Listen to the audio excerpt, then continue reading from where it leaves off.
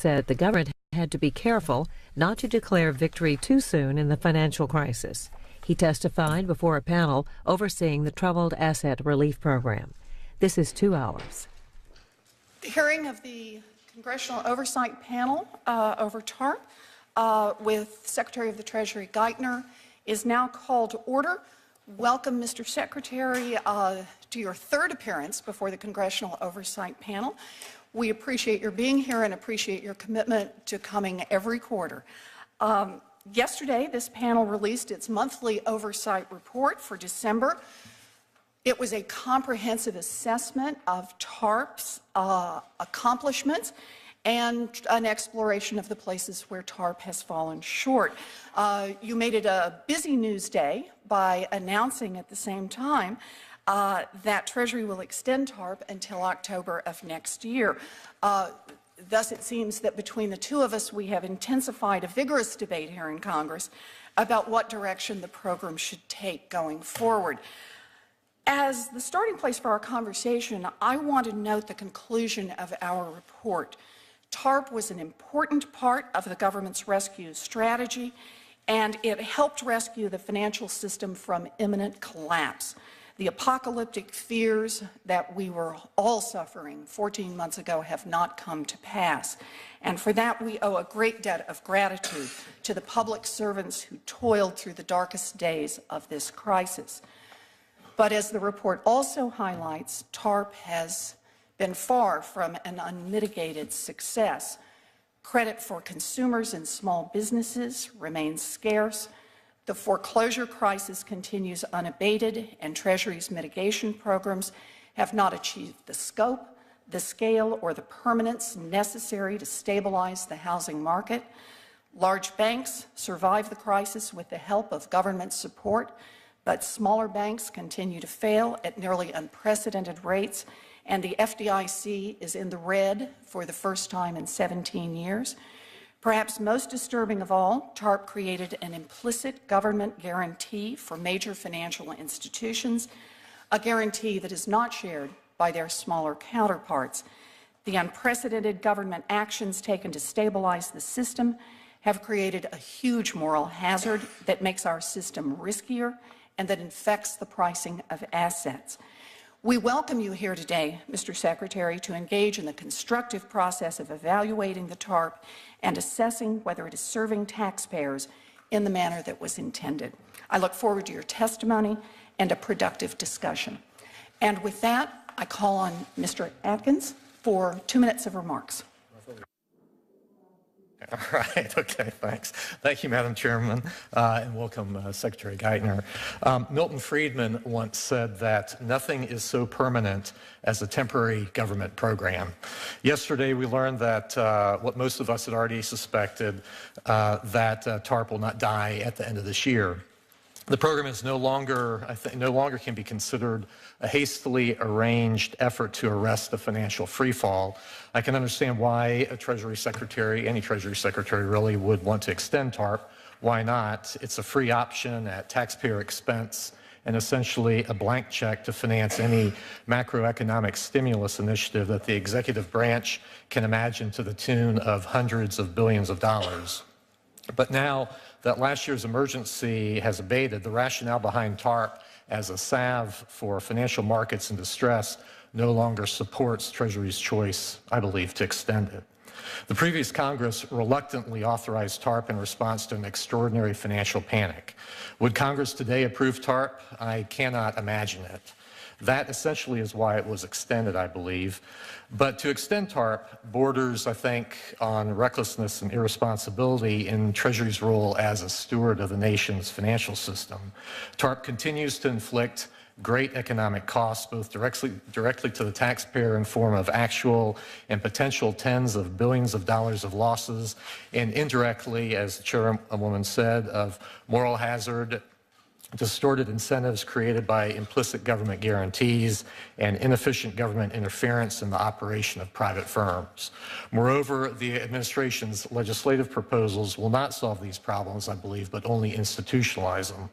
Now that unbridled financial panic that was cited as the original justification for TARP has disappeared, why deepen and prolong these costs?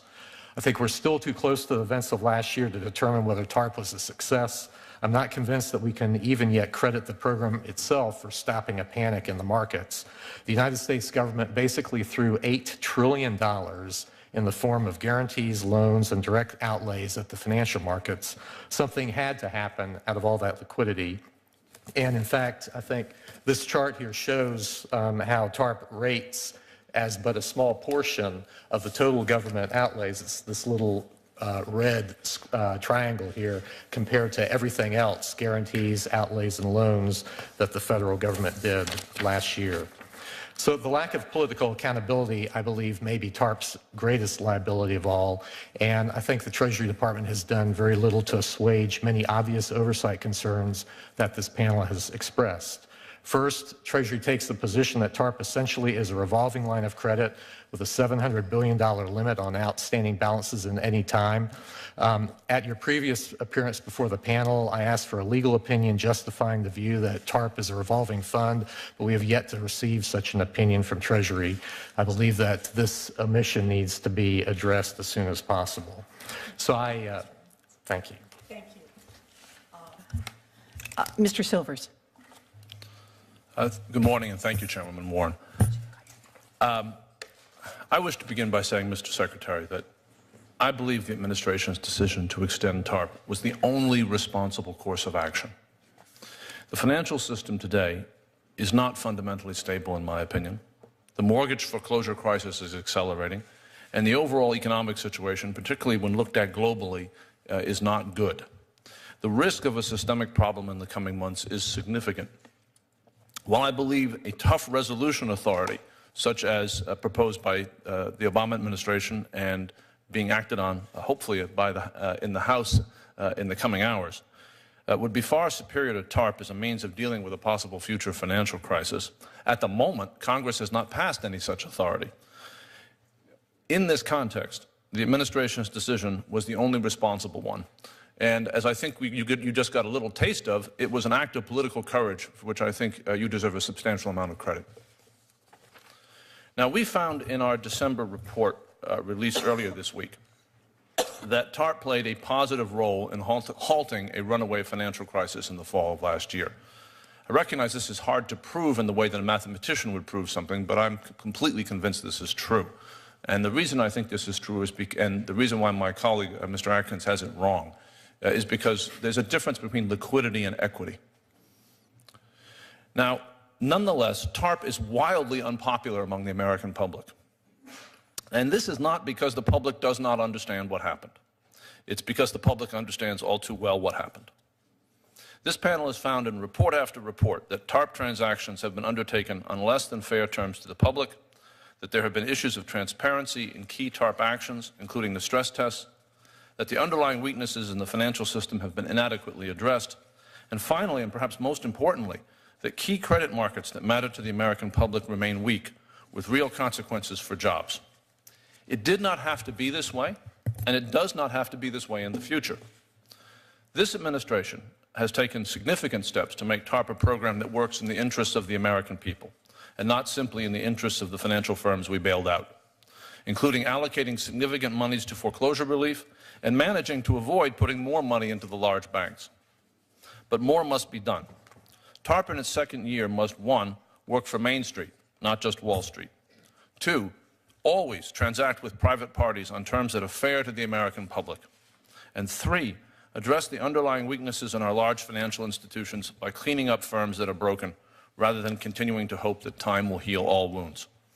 This week, President Obama spoke powerfully about the need to help solve the Main Street credit crisis so businesses can create jobs. And he spoke about the role TARP might play in that mission. I look forward today to hearing in more detail about those plans, and like the chair and my colleagues, I'm very pleased to see you here today, and thank you for your attention to the panel. Thank you, Mr. Silvers. Superintendent Neiman. Good morning, Mr. Secretary. Yesterday morning, our panel issued a report analyzing the overall effectiveness of TARP in a comprehensive year-end review. And while the report criticized several of TARP's shortcomings to date, it also gave a large share of credit to the Treasury Department and to Congress, and in my opinion, to the Fed and the FDIC for the achievement of the primary objectives of the ESA. TARP's primary objectives were to restore financial stability and liquidity, and this has largely been achieved, as the report stated, and I elaborated in my additional views. This reflection is critically important so that the American public can fully appreciate the depth of the crisis and how the Treasury's multi-pronged response stabilized not only the financial sector, but also avoided a dramatic worsening, if not collapse, in the real economy. But Congress also charged Treasury with using TARP funds in a manner to preserve home ownership, in addition to promoting jobs and economic growth. And we are now entering perhaps the most critical stage of Treasury's foreclosure prevention program. Hundreds of thousands of mortgage modifications in their trial phase are at risk of not converting to permanent modifications because servicers are not obtaining adequate supporting documentation from homeowners. The majority of the homeowners in these trials are in fact making their modified monthly payments, but they will soon be in danger of elimination from the program and will again face foreclosure as their trial period expires with documentation still deemed insufficient. I am sure you agree that neither homeowners nor our financial system can afford a trip back to square one. I look forward to reviewing these and other issues with you this morning, and again, I thank you for your time with us this morning. Thank you, Mr. Neiman. I want to note that we are missing our fifth and newest panelist, Mark McWaters, who joined the panel by appointment last night. He can't be with us today because he has the flu. So we are sorry, and we wish him well soon. As you can see, Mr. Secretary, we have kept our remarks brief so that we will be able to have the maximum amount of time for questions and answers. So I would ask that you keep your remarks to 5 minutes. Mr. Secretary. Thank you. Thank you, Chairman Warren, members of the committee, of the Oversight Committee, and thanks for the opportunity to come before you again to testify about this important set of policy issues facing the country. More than a year ago, as you noted, we faced one of the most severe financial crises in the past century, a deep economic contraction, and we've now begun to turn this around. Confidence in the stability of the financial system, in the security of American savings has improved dramatically. Credit is flowing again. The economy is now growing. Borrowing costs have fallen. Businesses have raised substantial capital from private markets. Housing prices have stopped falling in many parts of the country, and job losses have slowed at a pace that is more consistent with stronger recoveries than weaker recoveries. However, this is a very tough economy, and households and businesses still face very significant challenges. Unemployment, of course, is very, very high. Commercial real estate losses weigh heavily on many small banks, impairing their ability to extend new loans. Credit is tight for many small businesses. Foreclosures, driven now principally by unemployment, are very high. Today, I want to outline our strategy to address these challenges going forward and how we're going to wind down and ultimately exit the TARP. There are 4 elements to this strategy. First, we will terminate and wind down the emergency programs that were put in place at the peak of the crisis that were necessary to break the back of this financial panic. In September, we shut down the money market guarantee program, which earned taxpayers $1.2 billion. We've effectively shut down now the capital purchase program, under which the majority of TARP investments in banks were made. Second, we will limit new commitments under this program in 2010 to 3 areas: housing, small banks, and credit markets for consumers and small businesses. For housing, we're going to continue to work to mitigate foreclosures for responsible American homeowners as we take the steps necessary to continue to help stabilize the housing market. For small businesses, we've recently launched initiatives to provide capital to small and community banks that commit to increase lending to small businesses, and we are reserving additional funds for additional efforts to facilitate small business lending. And finally, we're going to continue to support the securities markets that are necessary for credit flows to consumers and small businesses. Third, beyond these limited new commitments, we will not use remaining EESA, these are TARP funds, unless necessary to respond to an immediate and substantial threat to our economy stemming from financial stability, a determination that I will only make after consulting with the President and the Chairman of the Federal Reserve Board and submitting written notification to Congress. Fourth, we will continue to reduce our financial stake in banks and manage down our other investments. We will keep the government out of the business decisions of these companies, and we will exit from our investments as soon as is practical and return ownership to private hands. This strategy requires a limited temporary extension of the authority provided by the Congress under the Emergency Economic Stabilization Act. It would be irresponsible to do otherwise. The expected costs of TARP have fallen dramatically. While we are extending the program, we do not expect at this point to deploy more than $550 billion in total. We also expect up to $175 billion in repayments from banks by the end of next year, substantial additional payments thereafter. And as a result, we now expect that the ultimate cost of TARP will be at least $200 billion less than was projected as recently as the August mid-session review of the President's budget. We now expect to make, not lose, but to make money on the $245 billion of investments in banks. We estimate that the TARP programs for banks will yield a positive return of over $19 billion. Indeed, banks have already repaid more than $116 billion in investments. The stress tests of the major financial institutions helped accelerate repayments by providing markets with the transparency and the confidence necessary for banks to be able to raise capital from private sources. These programs, as you know, have generated significant income, roughly $15 billion, which have been used already to help pay down our nation's fiscal obligations. Of course, we do not expect all TARP investments to generate positive returns. It's unlikely that we will be repaid for all of our investments in AIG, GM, and Chrysler, but even there, the outlook, too, has improved, and you'll see new estimates in the report we're issuing today. We're going to continue to manage TARP in a transparent and accountable manner. Earlier this morning, Treasury published the first annual, or maybe sometime today, I'm not sure it's out yet, published the first annual financial statements for this program. These statements discuss in great detail the operations, the impact, the expected costs of the program.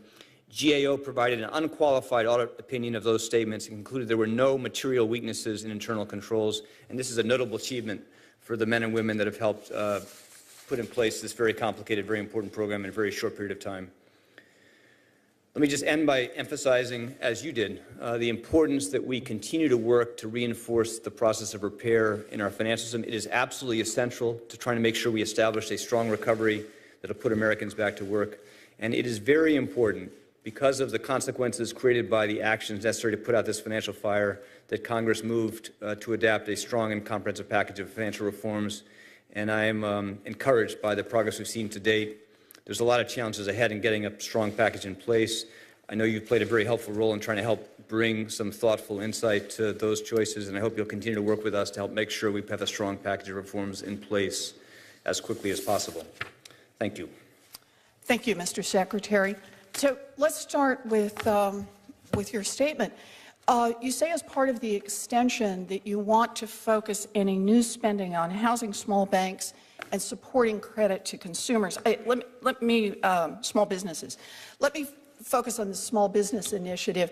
I understand the importance of the initiative. This is the one part of TARP that may have a direct effect on unemployment, or maybe the most easily traced effect on unemployment, and that is if small businesses can borrow money, then they'll be able to stay in business, they'll be able to keep their employees or hire more employees. So I understand the importance of this and applaud that approach. But my concern is that last spring, Treasury launched the TALF program to stimulate small business lending. I think it was not a success. Later, Treasury announced a program to purchase up to $15 billion in securities backed by SBA loans, and I believe it's the case that so far Treasury has not spent a single dollar under that program. And 2 months ago, Treasury announced a third program to support small business lending by providing low-cost capital to community banks, and as I understand it, so far nothing has happened. So, you know, it's not news to anyone that small business lending is important. Small businesses are closing every day. But Treasury has now announced 3 plans and clearly has not gotten the job done. What's going to be different now, Mr. Secretary? Let me just start by saying the economy would not be growing today without TARP. Unemployment would be dramatically higher today without the actions we took to help stabilize the financial system and open up the markets that were so broken. Let me walk through those specific programs you pointed out. To get small business lending going again, small business, as you know, they depend on banks overwhelmingly for credit.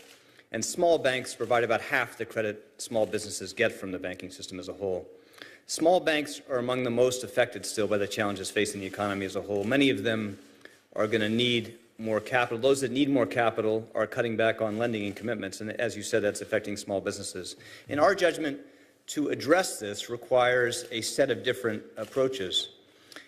We actually have been quite successful in bringing liquidity back to the securities markets that are important for small business lending. The TALF program has actually been very helpful. That's one reason why small business SBA loans have increased so much. The SBA program, providing temporarily higher guarantees, lower fees, is also helping, although those programs are small in total magnitude.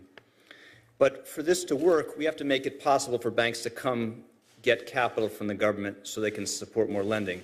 Banks have been very reluctant to come, and the reason the 7A program you referred to has not yet been launched is because the institutions necessary to make that work have been very reluctant to come and do business with the government. And they're concerned that if they come, they will be stigmatized and they will be subject to the risk of conditions in the future that might make it harder for them to run their businesses. So if we're going to be effective in dealing with this, we have to find some way to mitigate both the stigma of coming and the fear of changes in the future rules of the game that are going to apply to them. That's going to be something we cannot do on our own. It's going to require some help from Congress to help deal with those basic concerns. But I think you're right to say that unless banks have access to capital, this is going to be a harder problem to solve. But let me just follow up, though, Mr. Secretary, because I'm afraid I'm a little bit confused here.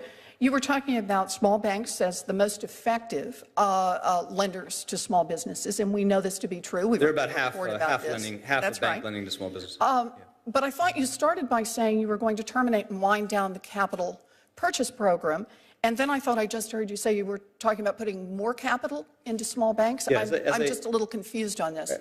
Again, the emergency programs that were necessary to break the back of the panic and the capital programs for large banks, we're now confident we can wind down and put out of their misery.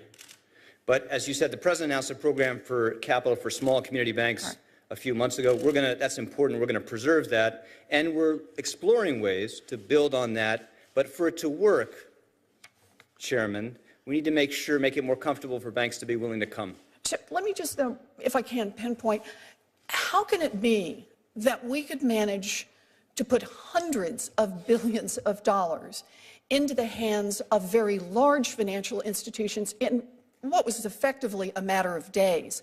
And 14 months into TARP, we're still talking about trying to figure out how to put much, much smaller amounts of money into very small financial institutions. It's not complicated, but just to let's go back a little bit. We actually did not give the large banks a choice because it was necessary for the country that they have capital put in right away.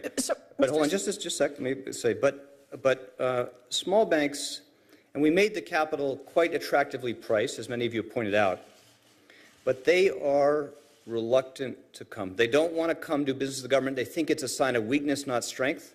Even though capital is the best way to help get lending going again, they're reluctant. And so let me just make sure then that I get... It's not about us or our willingness to do it. And we, as you said, we've tried quite creatively many different ways to design these things to make it more attractive, but we can't force them to come. So your statement here today is the reason we're having a problem with small business lending is that you're making the money available to the small banks and they just won't come pick it up? That is one of the problems, and is absolutely a central problem in this area. The basic credit crunch you see across many small businesses across the country today is partly as a result of banks pulling back who don't have capital. To solve that, it's not the only thing you can do, but to solve that, banks have to be willing to come get capital. All right. Thank you, Mr. Secretary.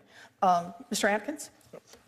Okay, thank you, Madam Chairman. I salute you very much for producing an audit of the TARP program. I think that's great and something that we've been obviously expecting, and that's super. So I look forward to seeing that later today. I guess again, I disagree with you as far as how important TARP was for the situation of the economy today. That is basically the sine qua non of where we are with our meager recovery and whatnot. It's hardly any way I'd an approbation of the program. But I want to focus on, with all this talk from the White House and elsewhere about, job creation initiatives coming out of TARP and things like this, what troubles me is, what sort of parameters are you going to put around this when you're talking about injecting money into small banks that are not really troubled, but you're doing it for some other reason? I think you're very much drifting away from the intent of Congress in passing ESA, and I wonder, how are you going to analyze this and come to these determinations? TARP was essentially about credit, recognizing that there is no growth without credit. The banking system is critical to the provision of credit. What we've designed for small banks, for community banks, to help get small business lending going and securitization markets opening up, housing more stable, are central to the basic objectives of TARP and fully consistent with the authority that Congress provided us. Okay, well, I guess one thing I want to disagree with is that ESA was enacted in a crisis atmosphere of where people were afraid that banks are going to go under. We're not afraid that community banks are going to go under. And obviously, well, I mean, maybe we are. I mean, it depends on what's going to happen in the future, which is, I assume, why you're keeping TARP alive to react. But your rationale of injecting money into them in order to spur lending is not a rationale of keeping them from going under. It's more. No, I wouldn't say it quite that way. Again, capital is critical for lending. Without capital, lending will decline. That means that a viable business that has good demand for its products will not be able to grow. The risk is its oxygen will be deprived, and it will risk failure, have to cut back on. But you're talking about the business, that the lendee, that's why, borrower, right? That's why credit. I'm talking about the bank. Yeah, no, exactly. So, but again, banks are critical to that. They're not the only thing, but they're critical to that. And if you're a small business and you were unlucky in your choice of bank, and your bank got exposed to a bunch of commercial real estate exposure, that bank's going to cut back on your credit. You're going to have to cut back on payroll and employment, and it takes time to find out our bank, particularly in a system so traumatized by the crisis. But well, I think part of that too is examiners and other people who are through their scrutiny, and this is a natural human reaction to overreact to a crisis, exactly right. Yeah. And to ask questions that maybe need to be asked. But through that sort of process, it then causes banks to recoil a bit and not be so ready to lend. You're right about that. As Commissioner Neiman knows, this is a very important balance to get right. And you're exactly right to say what happens in recessions after financial booms is everybody tends to overreact the other way. Banks may pull back more than is rational, and supervisors may tend to overreact. So we've been, these are independent supervisors, independent of the Treasury, right. But we've been encouraging the supervisors to try to provide some more balance in the guidance they give to examiners across the country so they don't overdo it. They issued some guidance on commercial real estate, lending valuation standards a few weeks ago. I think that's very helpful. They're looking at additional steps, and you're right to emphasize the importance of trying to lean against overreaction by supervisors. Okay, well, so I want to go back to then, evidently you all have decided that GMAC deserves some more funds from TARP. No. GMAC is part of the institutions we put through the stress test early in the spring. Okay. As for many institutions, we identified a significant capital need. And for all those institutions, we said, if you do not go raise capital from the private markets, if you're unable to, we will put capital into you because it's important to the stability of the system.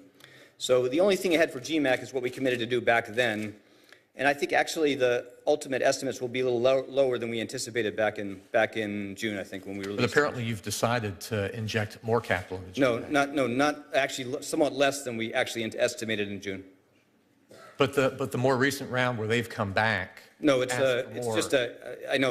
just when June when we released the estimates in the stress test, the estimated capital needs for these institutions, we gave them a period of time to go out and raise capital from the private markets.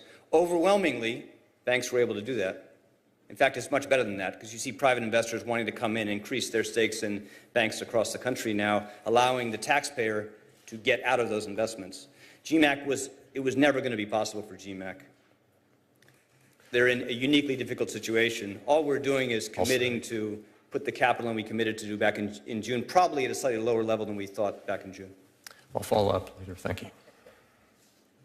Thank you. Mr. Silvers? Mr. Secretary, when TARP was enacted, when the ESA was enacted and TARP began, my read of the statute was that the purpose of TARP was not to rescue particular institutions, even particular firms. It was to preserve the system, and for the purpose, and the statute was I think pretty clear about this. Not because the system was a thing of beauty or because of our particular concern for, again, those businesses, but because of the role the financial system played in providing the resources necessary for the real economy to function.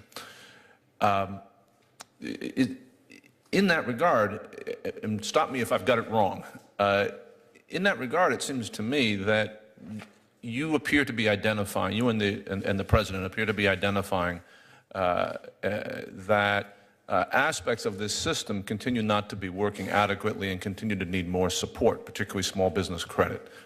Am I reading your own words back at you correctly? Exactly. There has been a dramatic improvement in the overall stability and functioning of the U.S. financial system, but parts of the system are still very damaged and broken. I'll mention just three. Housing markets are still overwhelmingly dependent on the temporary programs put in place by the government. Commercial real estate financing is still very difficult, as you would expect, with an economy coming through such a large basic adjustment. And there is a significant risk of credit crunch across small businesses, in part because of the small banks that are still somewhat exposed to the risk of losses ahead. I don't really know anybody who can look at our system today and not say that those parts of our system are still significantly impaired. And it's not a surprise, given the scope of the damage caused by the crisis. There is a very strong economic case to use the authority provided, and it was perfectly consistent with the objectives of the authority, to continue to work to that. But that's not the only reason we're extending, Dr. Silvers, as you understand, which is that we still need to keep in reserve some ability to respond if we were to face again a serious escalation of systemic concern. It would be deeply irresponsible and imprudent at this stage, only a year into this recovery process, only 3 months after we have the first period of growth, to stand back and walk away from those challenges ahead. That would leave the taxpayer at much greater risk of future losses. Ultimate cost of the program would go up, not down. That's why we've judged it was prudent to put in place this limited qualified extension. Now, if I may pick up on your exchange with the chair, there are, under the TARP, two types of programs, really. You have programs where capital has been provided to firms who are then TARP recipients. And you have programs where TARP funds have been injected into markets in ways such as the TALF and the PPIP, in ways in which the various private parties that may touch those funds are not actually TARP recipients. Is that a fair characterization of one way of understanding the two, the range of programs you have? That's right. Programs for individual institutions. The institutions are TARP recipients. Although, as you said, they're not for the benefit of the institutions, they're because of the importance for the system. Programs that are about market-wide support to capital markets, securities markets, are designed differently. Now, in light of the concern that you stated that small banks have with receiving TARP money, which I find, particularly the issue of reputational risk, which I find an understandable concern, and I'm not sure how congressional action could change that. In light of that, and in light of your description of the small business problem as a market problem, it's not a firm, it's not a particular firm that's weak here, that's the issue. In light of that, are you considering taking the market support approach why not take the market support approach rather than the firm support approach in the small business area? Our view from the beginning is you have to work on both channels of credit. You have the bank channel and you have the capital markets, and you need both. If you can make the capital market channel work better, it creates competition for banks. It might pull the banks out of their concern and uncertainty. You need both to work. But these are small business credits. They're very small loans. The capital markets we're never going to be in the past would not have been a significant provider of support and won't in the future, so you have to work on both. My time is running out, so I just want to be clear of what I'm saying to you. I'm not suggesting that you can have a public capital markets solution here. Right.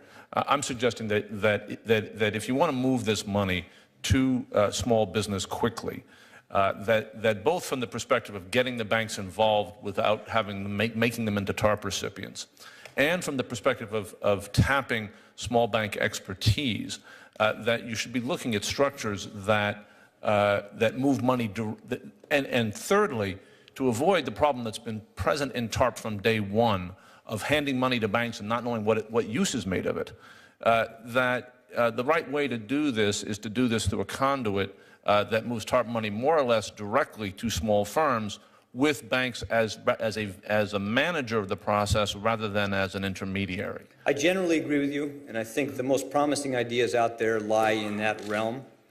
Banks still need to have risk on the table for that to work, because we don't think the government, and we couldn't do it through TARP, be in the business of providing loans directly to businesses. Thank you. Superintendent Neiman? Thank you. I'd like to come back to the foreclosure mitigation program. Over the last few weeks, there's been a lot of media focus on the 25% of those individuals who are in trial mods and who are not current on those trial mods. In fact, some may not even have made their first payment. I'd like to focus, though, on the 75% of those borrowers who are making payments in a timely fashion.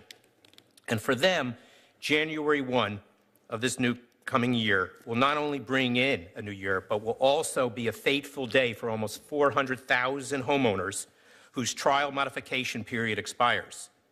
Most of these homeowners have made at least 3 months of timely payments, in some cases 4, 5, or even greater, as required under the program. However, less than half of these homeowners have submitted all the required documentation. And by some estimates, and I've talked to some of the largest servicers directly, half of this group, the group that has submitted all their documents, have yet to have their documentation decisioned or validated by the servicer. Now, given these numbers that I've stated, it looks as if possibly over 75% of the homeowners who have demonstrated a willingness and ability to make timely payments on their trial mods may be eliminated from their program and once again facing foreclosure. Now, you have recognized the urgency of this situation by implementing SWAT teams at the largest institutions, among other efforts, to engage homeowners and servicers to facilitate both the submission of documents by borrowers and the validation of that documentation by the servicers. So fundamentally, my question is, does this expected low conversion rate imply that the original documentation standards are not set correctly and are too onerous? Or do you think that the standards are correct and any liberalization would impact the integrity of the program? Well, as you said, we're working on this on many fronts. We've taken a careful look about whether we can streamline the documentation requirements to help address this. We've tried to mobilize a huge amount of resources to make sure services are processing these and convert to permanent mods as quickly as possible. We're working very closely with counseling agencies across the country so they can help do a better job of helping people benefit from a permanent modification. And I think we're going to be able to make substantial progress in the area, although there's a lot of challenge in here. I just want to emphasize, though, what we've achieved so far. Almost 750,000 Americans now are benefiting from modification programs that reduce their monthly payments dramatically. On average, $550 a month, $6,000 a year. That is a meaningful amount of support for income for some of the people hurt most by this crisis. Now, we want those mods to be permanent, made permanent, and banks will not get a dollar from the Treasury unless they convert to permanent mods. And we are using a tremendous amount of force and persuasion to try to make sure we get those conversion rates up to a reasonable level. But if those, and I agree with you, those reductions in monthly payments are significant, but if at the end of the year this first group cannot convert to permanent modifications, they will lose those monthly payments and now be faced with the same situation of being offered as a non-HAMP mod by the servicer, which will likely increase those payments, or foreclosure actions proceeding. So are you considering extending Again, the opportunity for the trial modification so that borrowers who have not had documentation validated. We're going to work very hard to avoid the outcome you described. We have a huge stake in trying to make sure this program reaches as many eligible homeowners as possible and benefit in real economic terms from this program. And we're not there yet, but I think we're going to be able to make substantial progress. Okay. We look forward to some of your performance numbers being issued today, and I know. Yeah, I think we issue them today, and one of the virtues in the numbers we lay out is you can see performance servicer by servicer. Everybody can look and see how many eligible homeowners are they reaching, and a number of these need to get their numbers up. They just need to get them up. They need to do a better job, and they have the ability to do that. There are two other big issues. It's just about will and effort. There are certainly two other big issues around both negative equity and unemployment. You mentioned unemployment in your opening remarks. I appreciate the response from Mr. Allison as a follow-up to our last testimony to review some of the proposals that I have been promoting for quite some time with regard to emergency mortgage assistance programs. And I look forward and thank you all for agreeing to meet separately on those issues. Well, you're right that those are two areas where there's a lot of ideas out there, ways we can help modify this program. And you're also right to emphasize that this program was not designed, and this is a conscious choice we made, not to start with deep principal reduction. And we made that choice because we thought it would be dramatically more expensive for the American taxpayer, harder to justify, create much greater risk of unfairness, and our program was not designed to do that. Our program, though, is doing what it was designed to do, which is reaching many, many people across this country with very substantial reductions in monthly payments. And we were always looking at ways to try to help make sure this program reaches people we can reasonably reach. Thank you. My time's expired. If I could, Mr. Secretary, I'll just pick right up on that point, and that is the deliberate decision not to deal with negative equity, because it's created an irony in against the backdrop of a subprime mortgage crisis that started with zero-down loans, excuse me, and 100% financing. We now are creating modified loans supported by the United States government that have 110% loan-to-value ratios, 120% loan-to-value ratios, 125% loan-to-value ratios. We have no experience with long-term payment of deeply underwater mortgages. But the little bit of data that we do have available about even modestly underwater mortgages suggests that over the long term, second only to the question of affordability of the payment, long-term being underwater on a mortgage means that people are unlikely to continue to make their mortgage payments. So I want to push back on this a little bit. Are we creating a program in which we're talking about potentially spending $75 billion to try to modify people into mortgages that will reduce the number of foreclosures in the short term, but just kick the can on down the road, so that we'll be looking at an economy with elevated mortgage foreclosures, not just for a year or two, but for many years? How do you deal with that problem, Mr. Secretary? Our program reduces the basic overall obligation of these mortgages. It does not increase it. And we have people in these programs with very, very high LTVs, very substantial amounts of negative equity, able to qualify, and it does bring down the overall burden. I'm sorry, are you saying that you are doing principal reductions? No, but the change in payment schedule does reduce the basic value of the obligations in the mortgage. But I think that it's more helpful to me to say it this way. I think you're right to point out the huge problem the amount of negative equity across the system presents for us. The question is what to do about it. That's the hard thing. What is driving this now principally, the whole foreclosure crisis across the country now, is really driven by what's happened to unemployment and what's happened to income of Americans. And I think our judgment is the best things we can do now to help mitigate that risk is to help get the economy growing again, bring unemployment down as quickly as we can, put people back to work, and continue to make sure we're providing overall stability to the housing market. And we've seen actually better results on prices and expectations about future prices than many of us expected. We've brought interest rates down to a very low level, so the houses are much more affordable now, and housing demand is actually picking up a bit. The question is not whether what you describe as a problem. You've been eloquent and persuasive about the scale of the problem. The question is whether, in addition to those actions, we should embark now on a program where we are at what would be very, very dramatic additional cost to the taxpayer, helping relieve people of that obligation. And the problem in doing that, apart from its expense, is the basic sense of fairness and what it does to incentives in the future. Now, but I think you're asking the right question. The question is just, do we have a solution that's fair? Well, you know, I really would like to push back. You talk about relieving the homeowner.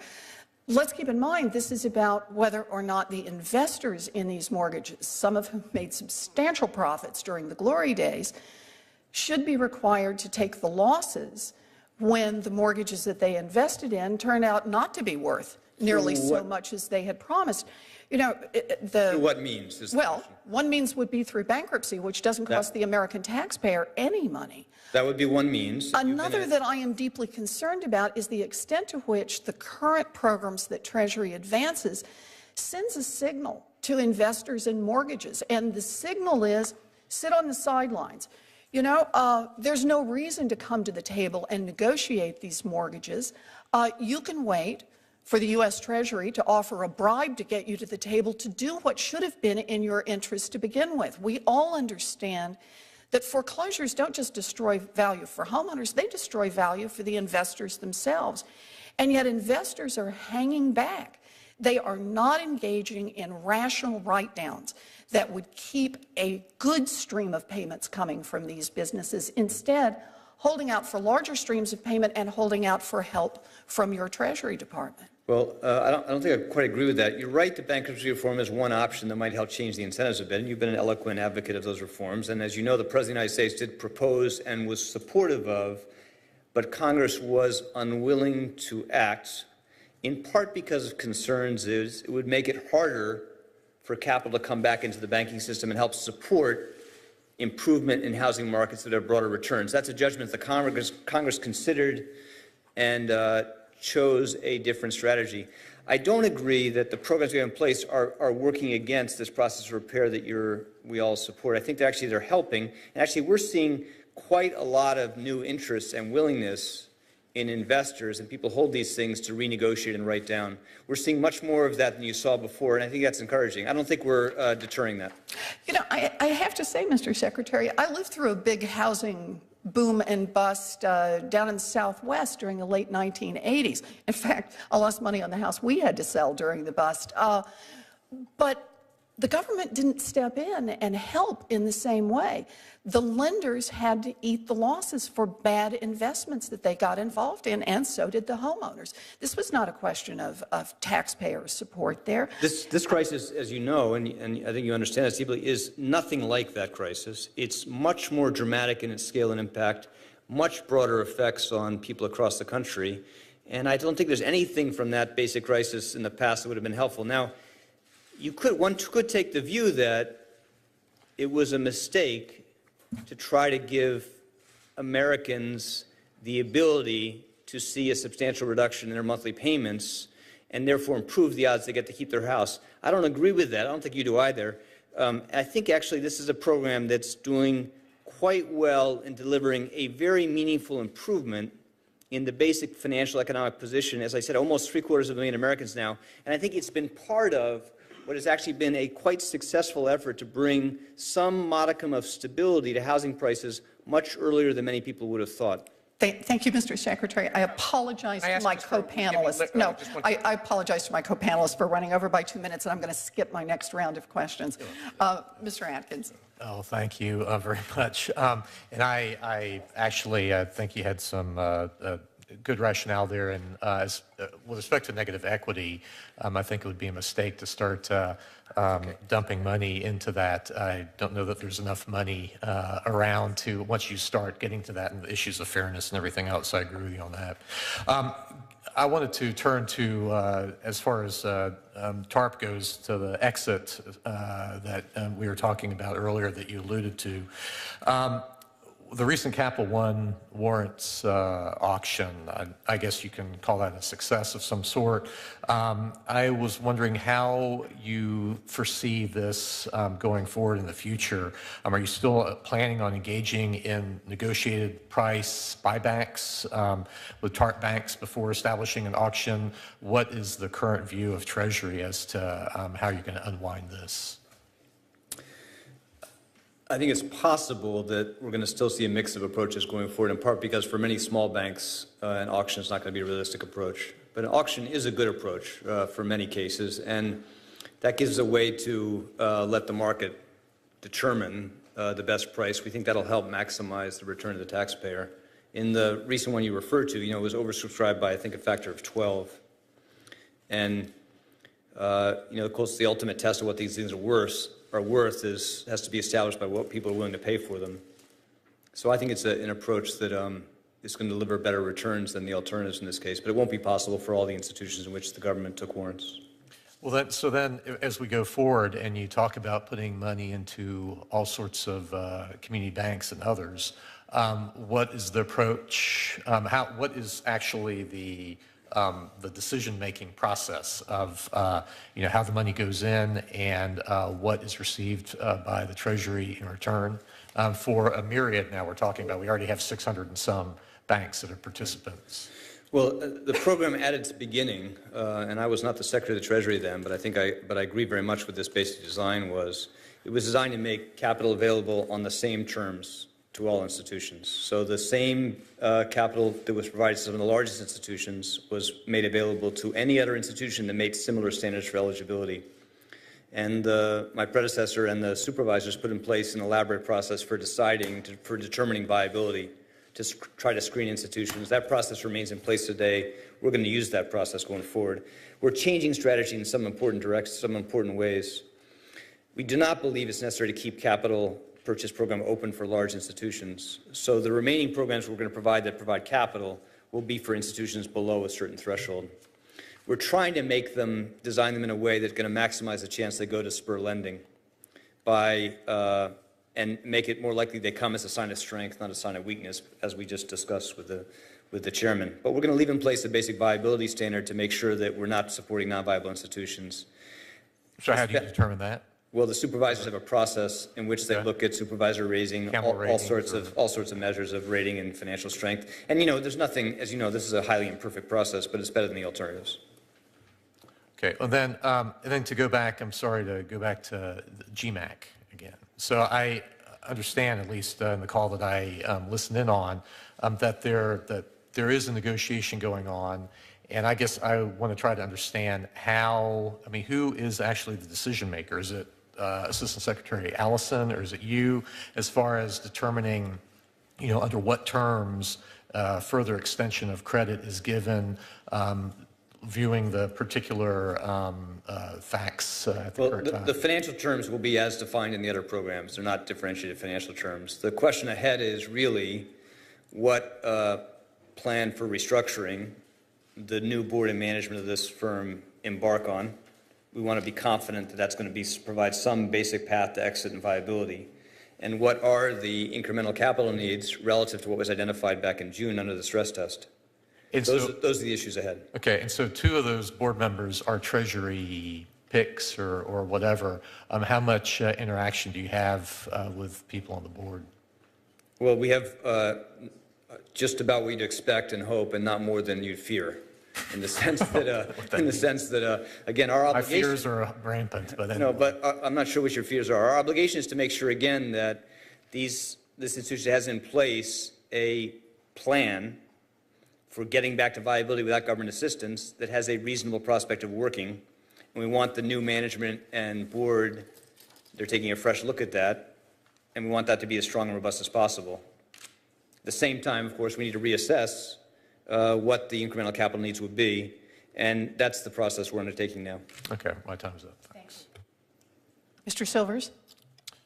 Mr. Secretary, I'd like to shift in terms of the wind-down discussion to the large banks, which you've mentioned a couple of times. My New York Times this morning tells me that something that I think we all kind of already knew, which is that Citi would very much like to return its TARP money. Citi argues that they have lots of cash, at least that's an argument they've made to this panel, and that having lots of cash means they should be able to return the TARP money. I don't have your experience with banks, but that doesn't strike me as exactly the right argument. I think you're right. Can you explain to me what the criteria is for being able to return the money, and what relevance, if any, having lots of cash has? Few critical points. One, it is a good thing for the country that banks are eager to get out of the investments the government was forced to put in them. That is healthy, necessary, desirable. Mm-hmm. Two, it is a very good thing for the country that private investors are willing to come in and, in effect, take the government out of those positions. We are not prepared to have this money come back in a way that would leave the system or these institutions with inadequate capital to face their challenges ahead. If we did that, that might seem good near term, but it would be bad for the country as a whole, because it would leave the system with too little capital. So what we've done is to say, we want you to go out and raise capital. This is that for the system in general, raise capital from the markets so you can repay the taxpayer with interest, and that's what's happening.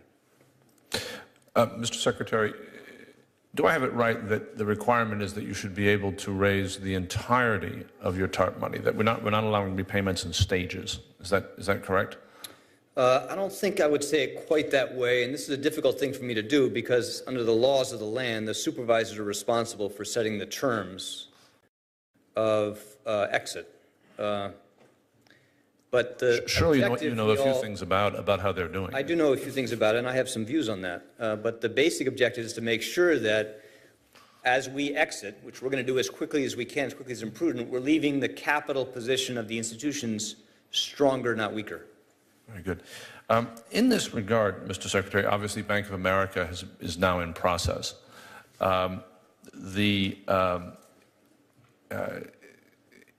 can be a little hard to follow the steps in which they're doing it.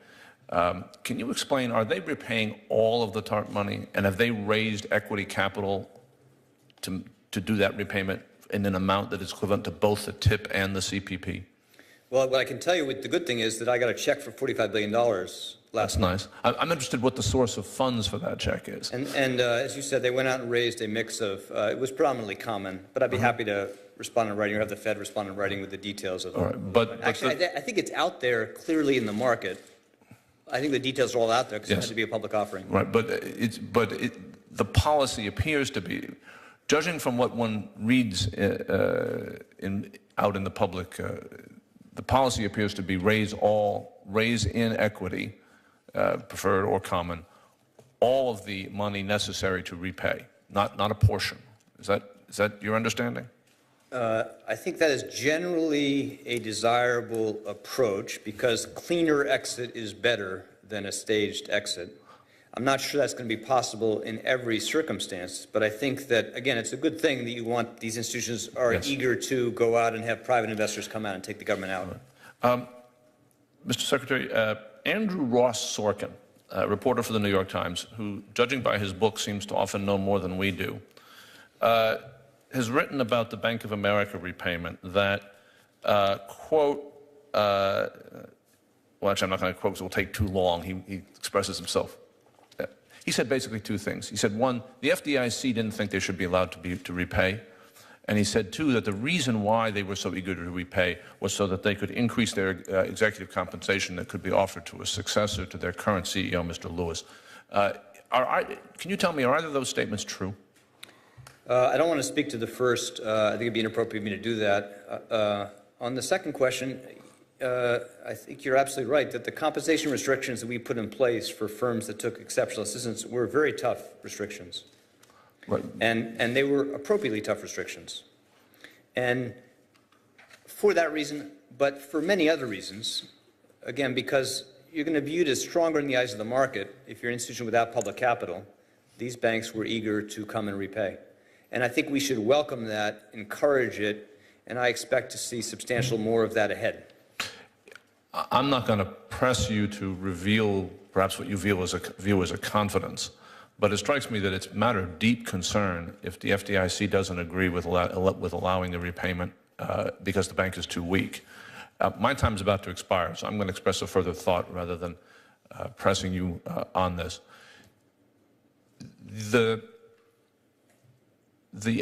Effectively, the strength of Treasury and the regulators' sense that premature repayment when these banks are weak is bad for the country.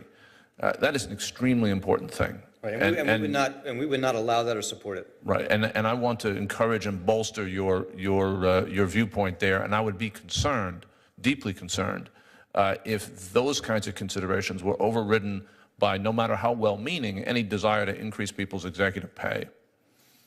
No, I agree. Again, we would not support that, and I think that the agreement you saw reached in that context strengthens the institution very substantially. The best test of that, of course, is what happens going forward. But to have private investors come in and willing to put substantial amounts of capital is a sign of confidence and strength. Oh, I agree. Superintendent Niemann. Thank you. Now, we all acknowledge the crisis that was avoided by the impressive efforts of the multi-pronged efforts by the administration and other agencies. And we hear words, some of which you used this morning. Last week, Chairman Bernanke characterized what we avoided as a global financial meltdown, magnitude unseen for generations, a second Great Depression, cataclysm. You know, as I stated in my opening, I think it really is imperative that the American public understand the linkage to the real economy, as well as what really was avoided. Could you share with us your descriptions of the sequencing of what could have played out with the failures of large interconnected firms and the direct linkage to the real economy? Because I think that really is at the heart of assessing the effectiveness of the program. In September of last year, for the first time, I think, in almost 70 years, Americans across the country were starting to take their money out of banks that were strong, no connection to the weaknesses in the subprime crisis, because they were scared about the security of their savings. You saw economic activity around the world come to a stop. Markets froze around the world. The value of American savings fell by more than 40%. People were faced with the prospect of having to work 10 years longer than they expected because of the loss of value of their savings. You saw, again, millions and millions of Americans lose their jobs. Thousands of businesses failed, did not need to fail. Deeply unfair and unjust, deep damage to the basic confidence of Americans in the fairness and justice of our system. Deep loss of confidence around the world in our basic financial stewardship of this country. It is not something that is about a set of individual institutions or Wall Street. It is about the basic fabric of confidence in America, basic security Americans have in their future. When you allow that to suffer so much damage, as you're seeing, it takes a huge amount of time to repair that basic damage. So financial crises are unjust and traumatic because they cause deep damage to people who were careful and prudent, had nothing to do with the crisis. And the scars that creates are long-lasting, and we are going to live with, for a long time, the challenge of trying to repair that damage. Thank you for that. You know, one issue that is also addressed in our report issued yesterday are issues around moral hazard. And we have debate among the panel itself as to the extent that TARP increased the risks and costs of moral hazard. As I set out, I think moral hazard was almost built into the fact of the emergency efforts. The fact is, will government always be there? I think you just explained the criticality of why the government had to step in, and why I think your position, which I also agree with, is that to address the moral hazard, we have to address too big to fail, and that is an imperative for our Congress, which they are debating currently. I strongly agree that the need for a systemic regulator and a resolution authority. But I'd like your views on whether we should be, in effect, allowing institutions to grow to such largeness and complexity, to be characterized as too big to fail. And isn't it time to engage in a debate in this country, now that we all recognize that the safety net that there is for institutions, the benefits that financial institutions, particularly depository institutions, have from FDIC programs, from Fed as a lender of bank last resort? Isn't it a time to debate what we want our institutions to be? Are they social utilities that should be able to engage in speculative and high-risk activities? I think I agree with everything you said. The tragic choice in financial crises is to solve the problem, put out the fire, protect the innocent, limit damage. You have to act. You can't sit there and hope it's going to burn itself out. And if you worry about moral hazard too much, as you saw, this is the story of the first 18 months of this crisis, you can see enormous pain and damage. And what it takes to clean that up will cause much more moral hazard. So if you care about moral hazard, you have to care about having basic protections to prevent panics from spreading. It's a paradox. People tend to think that if you care about moral hazard, you should be against the fire station. But if you don't have the ability to act, as you saw, the damage is so sweeping and traumatic, governments will have to do so much more on such a broader scale with much greater cost of future incentives. So it's a good case for emergency authority. Absolutely. And we are having a debate about too big to fail. And we have proposed a sweeping set of new authorities and constraints that would reduce the risk that banks in the future take on so much risk that they could imperil the system. And we're proposing an ability to allow them to fail with less damage to the system and less risk to the taxpayer as a whole. It's very important to have, and we're having that debate now in the Congress, which is very welcome. Thank you. Mr. Atkins? Well, that's great. I wanted to actually pick up that thread, so this is a good segue to really talk about ways in which, going forward now with the remaining months of TARP, you intend to use them. My friend from the United Auto Workers here has been very, of course, supportive of TARP because I guess $80 billion went into GM, Chrysler, and GMAC, and we heard Paul, yes. I don't work for the United Auto Workers. I don't know who you're talking about. But, or in the socialization of small business lending, which you were suggesting. But I guess one thing I wanted to focus on was as far as Treasury's use of the funds going forward and how it's going to be allocated. I think that has implications. You mentioned the proposals, administration's proposals for new statutory authority for resolution and for a systemic risk regime. And basically, I guess the way I view the resolution authority is really just a codification of TARP for years to come because of the flexibility it builds in. And when we view how Treasury has interpreted TARP over the last year, and now by the sounds of it, if we're talking about job creation or whatever else is coming out from the administration, exactly what sort of uses are you going to put these funds to? Because you've said sort of both sides. Now you want to keep some in reserve, you want to put some in the community banks, and I guess I don't really understand. All right, let me start with the job creation question, and let me try and say it as simply as I can. Because of what we've been able to achieve in terms of stability in the system, there are at least $200 billion in lower costs ahead. That because we've achieved so much improvement in stability and do not now believe it's going to be necessary to spend a substantial amount of resources, and because the expected value of these investments has gone up very substantially, those savings reduce the budget deficit. They go to reduce the budget deficit.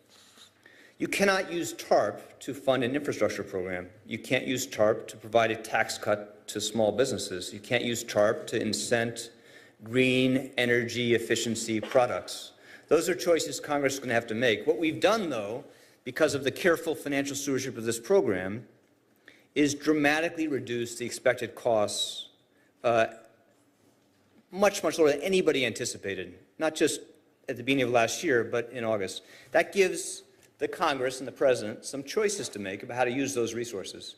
And I believe, and there'll be a very strong case for doing that, for using some of those resources to support targeted measures that can help get job creation back more quickly. But there's going to be substantial resource to also reduce our long-term future deficits. Now, I want to come back to where you begun, though, just very quickly. The resolution authority we proposed is nothing like a permanent TARP. And I want to make this very clear, and I would not support that for reasons I think you would agree with. What resolution authority does is allow the government to, in effect, take an institution that has mismanaged itself to the edge of the cliff and, in effect, put it in receivership and wind it down.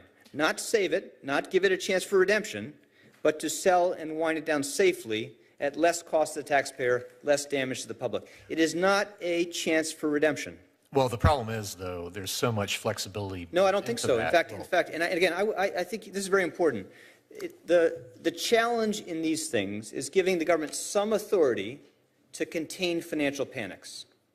That has to be very constrained. It has plenty of authority right now. No, it doesn't actually. This is a very interesting thing. Coming into this crisis, the United States of America, President of the United States, the only emergency authority he had to contain the panic himself, in this case, the executive branch, before TARP was passed and the Fannie and Freddie legislation was passed, was to, in effect, declare a bank holiday and close markets. That was it. But the a tragic mistake for the country. No, it's actually very limited. But the panic containing authority we preserve for emergencies, we think we need to limit discretion in that case. Well, I think that going back then to basically this goes back to the issue of TARP as a revolving. Well, let's talk about that. I'd like to talk about that. I would like to have a opinion from the General Counsel of the Treasury addressing that issue, which I've asked for back in September, and we haven't gotten yet. So, because I think that is really germane to what you're talking about as far as how much money has been saved and is going to be reallocated. Okay. Happy to provide that. We're at time here. We provide that in many times to many of the sitting members of Congress that have asked, but happy to copy you on those things. But Congress designed this with that basic feature. It was wise to do it. Well, we read the statute differently because I disagree with that. I think it really calls into question. Actually, there's been no challenge from the Congress who wrote the law to. All right, gentlemen. Mr. Silvers.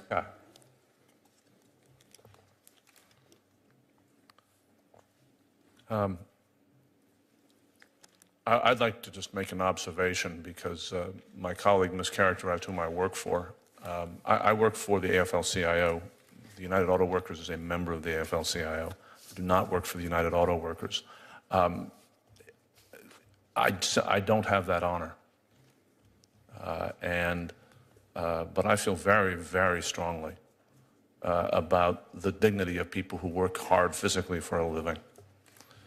And I think that is often not properly honored in Washington. Mr. Secretary, I'd like to come back to the big bank issues. I'm just confused about something, and perhaps it's just I'm not reading closely enough, but we pass notes back and forth with the staff here, and the staff is confused as well. Bank of America has $45 billion in TARP in preferred stock. The government holds $45 billion in preferred stock of Bank of America. Held. Bank of America had a public offering of $19 billion. What is the source of funds for the remaining $45 billion the federal government received from Bank of America? The remainder of the $45 billion. Well, as I said, I think that probably I should give it to you in writing, which I'd be happy to do. There isn't any other equity offering, is there? It's a little more complicated than that. Okay. The bulk of it was raised in common equity. It leaves there, and this is the important thing, it leaves the capital position of the institution stronger than it was before this, not just in the eyes of the supervisors, which is very important, and this they all agreed on, but also in the eyes of the market and their creditors. And that's the ultimate test, but I'd be happy to provide it. No, are you saying that Andrew Ross Sorkin's comment about FDIC is incorrect? Because you said they all agreed on it. Well, I was trying to stick to my line, which is I'm not going to comment on the discussions among the supervisors. But you just did. And it is there, but I believe that it is very important, I know the supervisors believe that it's important to make sure that as we exit, the institutions are stronger, not weaker. I think they share that view. I'm glad they do. Okay. Well, perhaps Mr. Sorkin is wrong. The fact that stronger, not weaker, I don't have all the numbers in front of me or can run them in my head, but to what extent, if any, are the funds for the repurchase of the Bank of America preferred coming from internal earnings? I don't think they are, but again, I need to go back and give you the numbers in detail on this stuff. But let's again focus on the stuff that is critical to the financial position of the firm. Mm-hmm. So the best way to do it is look at their common equity ratio to assets before the repurchase and after. That measure, which is probably the most valuable measure of financial strength, is stronger with repayment, not weaker. What I'm concerned about, and I think the quality, let me say another way of thinking about it, the quality of capital that has the strongest source of confidence to market. Well, no, if it's a common equity ratio, of course it would be stronger because they raised common and paid off preferred. That's it. That's the basic nature of the strategy, and it's a good strategy. Well, but that would of course happen even if the bulk of the funds were raised by something other than a public offering. It concerns me that the basic standard appears to be a good one, which is that if you want out of TARP, you've got to be able to raise the equivalent amount of TARP in TARP funds of them in new equity of the TARP funds you are paying back. That's not quite the standard. Well, it's not. Explain the standard then. Well, again, this is really a discussion you have with the supervisors because, you know, under the laws of the land, the supervisors set the terms for repayment. Yeah, I know, but you seem to know a fair amount about it, and you're the only one here today. I don't think it's as complicated as you're making it. It's a simple thing. Common equity before repayment, after repayment. Higher after repayment. It's good for the system. It's not clear to me if if you've raised a little bit of common equity, but mostly allowed preferred to be paid back with cash that comes out of earnings. I don't think that's right. But again, I'd be happy to ask the supervisors. I'm sure they'd be responsive to lay it out in detail in writing. But I think it is in the market now. But again, we're happy to provide an authoritative report on that. I just hope you keep insisting that in the future, I can't change what you've done with Bank of America, but I hope you keep insisting in the future that that you have to be able to have the strength to raise the equivalent amount in the public markets in equity, common or preferred, that you're paying back in TARP money. Okay, that's it on time. Superintendent Neiman? I'd like to go back to our original dialogue regarding supporting small business lending through expanding capital investments in community banks. And I am on record strongly supporting those initiatives. And I also agree with your assessment of the reluctance of community banks in particular to participate. And I think you identified the primary reason for that reluctance being a stigma. One way to address that reluctance and stigma is to issue those details regarding the program, focusing on eligibility requirements, criteria for approvals, details about the approval process. I think greater transparency in the program, and the program was announced, I believe, October 19th, so we're approaching almost 2 months before the details are issued. I think greater transparency, a full disclosure of the eligibility requirements. Is there a black box that's going to determine eligibility? Would go a long way in addressing those concerns and reluctance on the part of the bank. So any further insight on how you intend to address those concerns of the banking community, as well as any projections as to when we may see more details about the application and approval process? Again, happy to happy to try to do that. You're a supervisor, so you know that some of this is going to have to be about judgment, too. You can't reduce it to a clear, simple set of criteria. It's not just about stigma, though. Again, it's partly the concern about what future conditions might be, how they might change, because, as you know, they have changed over time, and that's a big part of the deterrence. Let's talk about lessons learned in developing those details for the program. What are the lessons learned from the large bank capital investments that can now be employed to the smaller bank program? I was glad to see that the outline of the program would include detailed lending programs to be submitted as part of that application, as well as ongoing reporting requirements. We think that would help. I can't tell yet, though, whether that's going to be sufficient. I think you understand. You can't.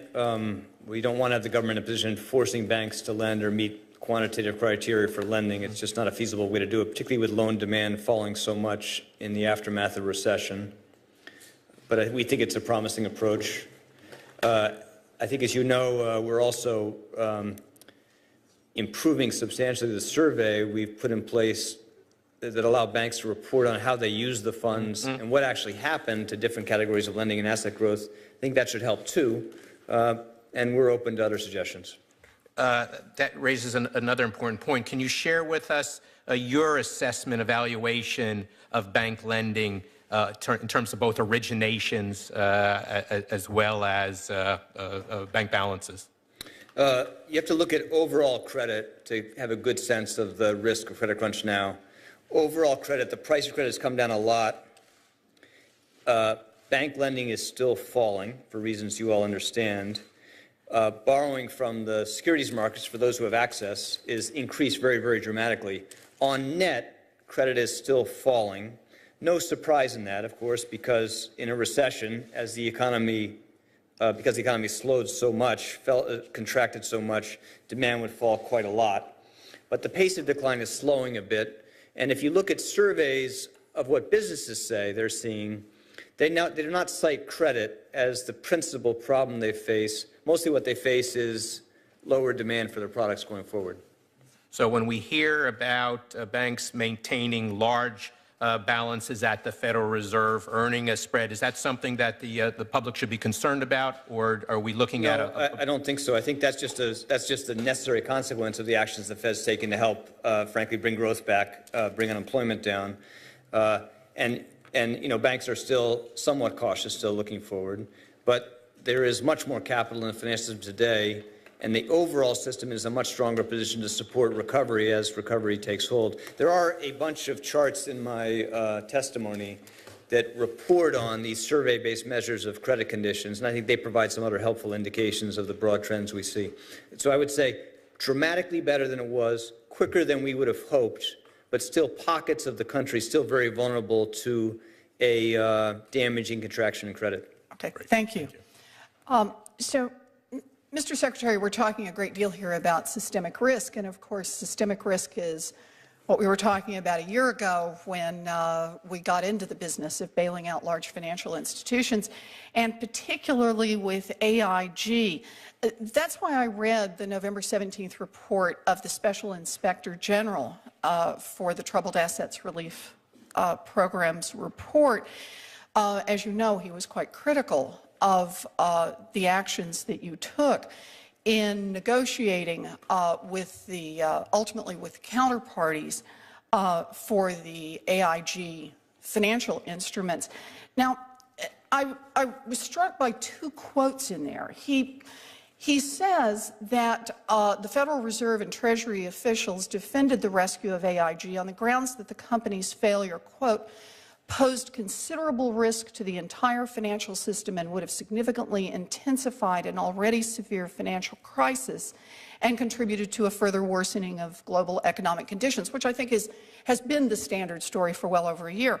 But the report also states that you told SIGTARP that, quote, the financial condition of the counterparties was not a relevant factor in the decision to see to it that Goldman Sachs and other counterparties were paid 100 cents on the dollar. I have to say these two statements appear to be at odds with each other. Let me try to explain. Please. Systemic risk, is a complicated, difficult thing to assess and measure. The risk to the system from AIG's collapse is not particularly reflected in the direct effects on its major counterparties, the banks that bought protection from AIG. The direct effects of failure, this is true for Lehman too and for all the other financial failures of this period of time, the direct effects of that failure would not have been particularly significant. What was significant for the system as a whole was the broader collateral damage that would have happened in the event of failure. So what you saw after Lehman, for example, is a general pullback or a classic run on the entire system. AIG presented exactly that type of risk, but on, in some ways, a much greater scale because AIG, unlike Lehman, unlike Bear Stearns, had written a bunch of different types of insurance products, savings protection vehicles, to the retail community across this country and around the world. And if those policyholders had lost confidence in the system as a whole, then the damage could have been much greater. So it sounds like of course, the entire system was at risk. And if the system had collapsed, no institution in the United States or around the world would have been invulnerable to that collapse. I'm losing the logic here, Mr. Secretary. If Goldman Sachs could have withstood these losses and the other counterparties. Only the direct effects of that stuff. It's not the right way to capture So they still could have paid off all the parties in turn that they owed money to. This would not have caused Goldman Sachs to collapse. This would not have caused the direct counterparties to collapse. Chairman, you understand this. When you decide it is necessary to prevent default, you prevent default. If AIG had not met its contractual obligations to its counterparties, it would have defaulted, it would have been downgraded, and the company would have collapsed and happened to be liquidated in the midst of the worst financial storm in generations.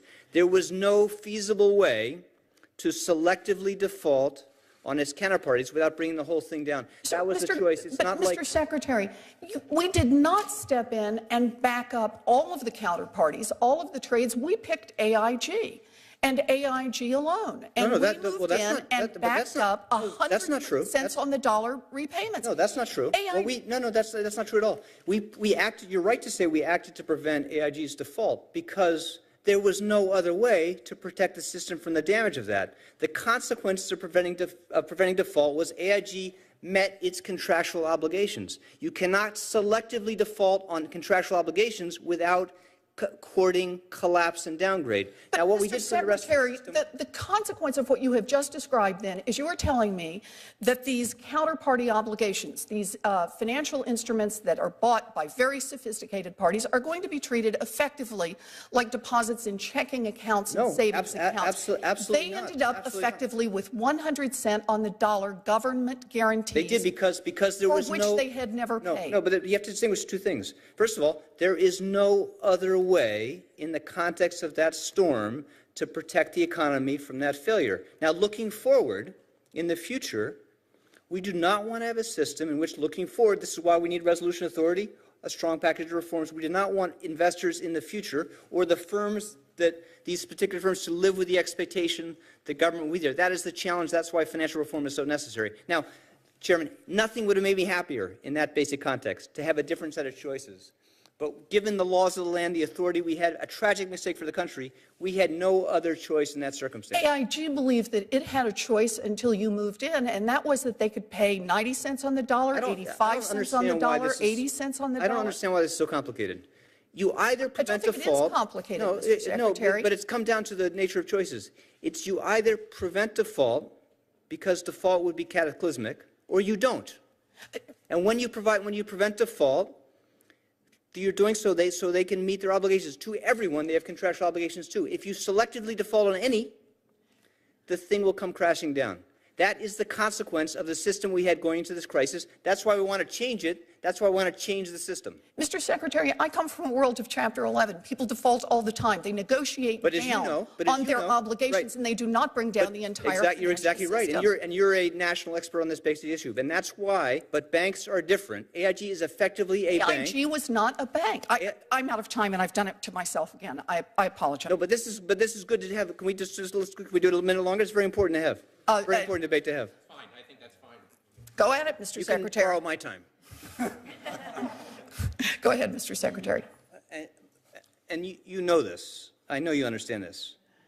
Financial institutions that Congress has recognized for a long time need a different type of bankruptcy regime than we have for other companies. Now, AIG is not a bank, but in effect, it operated as a bank.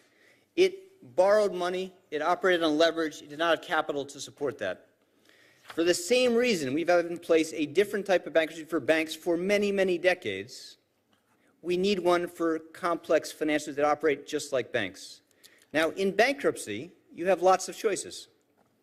You can negotiate all sorts of different treatments in this context in ways that would be helpful for the country. What we want is a bank-type resolution regime that gives us the choices that we've had for banks and for, in a sense, quasi-bankruptcy and that kind of stuff. But we did not have that for complex, large financial institutions, and that's what limited our choices. Well, we may disagree about whether or not we had it, but we would certainly agree that we do need a system in order to be able to liquidate large financial institutions.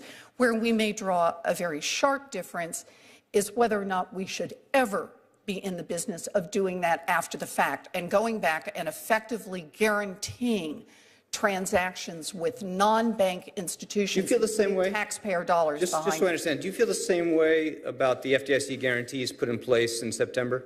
Because the guarantees, again, you would never, ever want a country to be in a position where you have to do guarantees, temporary, effective for whatever price, because of the moral hazard risk. But in a financial panic, there is often no other way to stem the risk of much greater damage to the innocent. Mr. Geithner, there are, though, real consequences to doing that, because now markets understand that you may at any point decide that anyone is large enough and that their debts should therefore be backed up by the U.S. taxpayer. Well said, and no one feels more strongly about that, and that is why, even in the midst of this deep crisis, we propose sweeping reforms that would give us better choices in the future.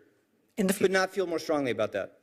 Good. Thank you. I apologize to my fellow panelists. Mr. Atkins. No, it was a very fruitful discussion, I thought. So, and I note that next month we'll be drilling into AIG as a topic, and so I look forward to that as well. But I just wanted to turn back to I think part of the problem, especially last year, was predictability, transparency of what the government's actions were, and also with respect to what balance sheets and other things were consisting of, and that sort of made the marketplace itself uneasy. And I think that's part of the same thing that I wanted to discuss here now is the predictability of who gets what and who does what to whom, and that's what I was trying to refer to earlier as far as the auto programs. I wasn't certainly disparaging the working man, but there is a huge perception out there that auto unions got a great deal out of that auto rescue package that was negotiated earlier this year.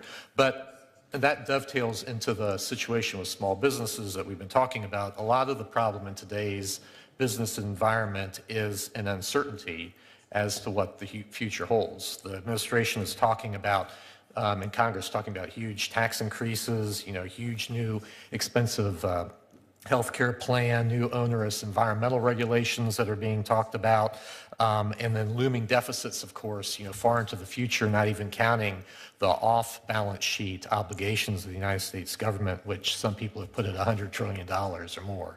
So nobody basically can plan for anything, and that affects borrowing, and that obviously then affects lending.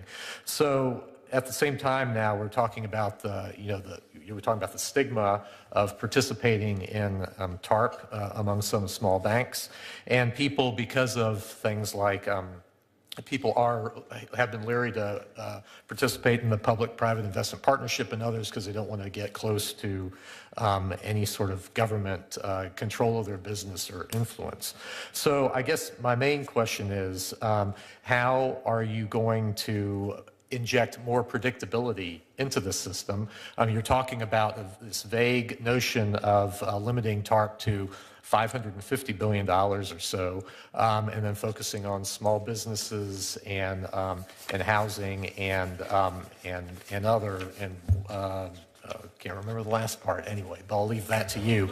How exactly are you going to put these funds to work? What is the general plan?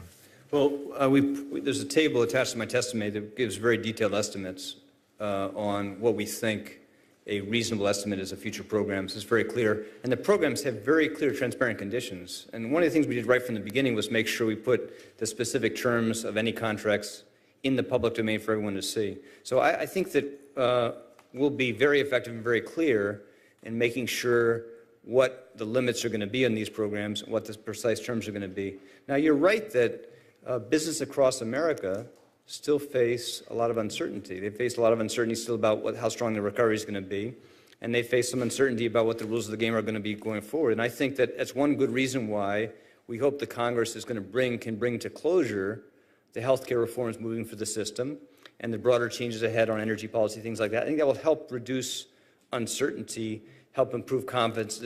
Businesses want to know what the rules of the game are, and so I think I agree with you on that. You want to bring clarity as quickly as we can. Well, and I guess, again, going back to the resolution authority that you're asking for, I think that will just perpetuate the lack of clarity. Relative to what? Again, let's just think about the choice ahead. Do you want to go back to a situation in which the United States of America comes into the worst crisis in generations with no authority, no ammunition, no ability to contain the damage? It cannot be good for us to court that disaster again. But it cannot be good to ascribe these particular undefined powers. No, they're very well defined, and they're carefully limited. They're more limited in some ways that those exist today, and the ones that we're creating that are new are modeled on a resolution regime established and tested for banks over the decades. Well, I agree with Chairwoman that bankruptcy is probably the best. Bankruptcy itself, or a quasi-bankruptcy for banks? Well, a bankruptcy. Well, I'm talking about even beyond the banking system of firms that are not necessarily banks, but are deemed to be for some reason too big to fail or of a systemic risk. And I think that's the thing that we're concerned about. Well, again, these are all about choices, because I think many of us would share the basic objectives. It was not good for the country to allow very large, very risky, complex institutions to operate effectively as banks outside all the protections we put in place for banks in the wake of the Great Depression and the crises that preceded it. That was a terrible mistake. So institutions that effectively are banks, take risk, could imperil the system, need to have constraints on their operations. I'm going to do time, and that way we'll get another round. Okay. All right. Okay? Mr. Silvers. Mr. Secretary, why don't you finish that sentence? Maybe you've lost it. Maybe you've lost it in the interim. But well, it's one of the hardest problems to solve. Again, people don't know what the boundaries are, what the scope of this is. But again, what caused this crisis, what made it so severe, was we allowed an entire separate system of effectively banks operating not just without constraints on risk-taking that were adequate. This is investment banks, AIG, monoline insurance companies. You could say Fannie and Freddie, too. And without the protections we put in place to mitigate runs and panics. Now, that was the classic mistake of the government. That's something we have to fix. As part of that, need to be better tools to manage failure with quasi-bankruptcy type regimes for those type of institutions. And, Mr. Secretary, is it your view that the bill currently in the House, which I understand the administration supports, that bill provides this FDIC model quasi-bankruptcy process with no provision for TARP-like equity infusions other than to transition a failed firm into an FDIC-like resolution process? That's correct. Is that a fair statement? That's a fair statement. I mean, let me just say that this issue that has just been gone through is great concern to me. I've looked closely at that bill. I thought earlier drafts were inadequate in respect to this and did run the risk of another TARP. I think the bill that's in front of Congress today is the right one, and I think that your leadership on this has been very helpful. Let me return to the broader discussion about panics and runs and so forth in the context of AIG. I want to understand better the argument that you're making. Are you saying that the reason why the counterparties to AIG had to be made whole was not because of the threat that were they not made whole, they would fail, but because of the threat that if anybody was not made whole in a credit derivatives transaction, that there would be a broader sort of disintermediation of derivatives markets? Was that your concern? I think you have most of it right, but let me say it slightly differently. Okay. If AIG had defaulted on any single counterparty, derivatives or any other contractual obligation, that would have forced a generalized default. Right, well, downgrade, the system would collapse. Right, no, the consequence of that collapse would have been cataclysmic for the system as a whole. Well, a default is an interesting term here. A default is a formal legal term. It's where the person who has the obligation asserts that the party hasn't paid, and in that circumstance,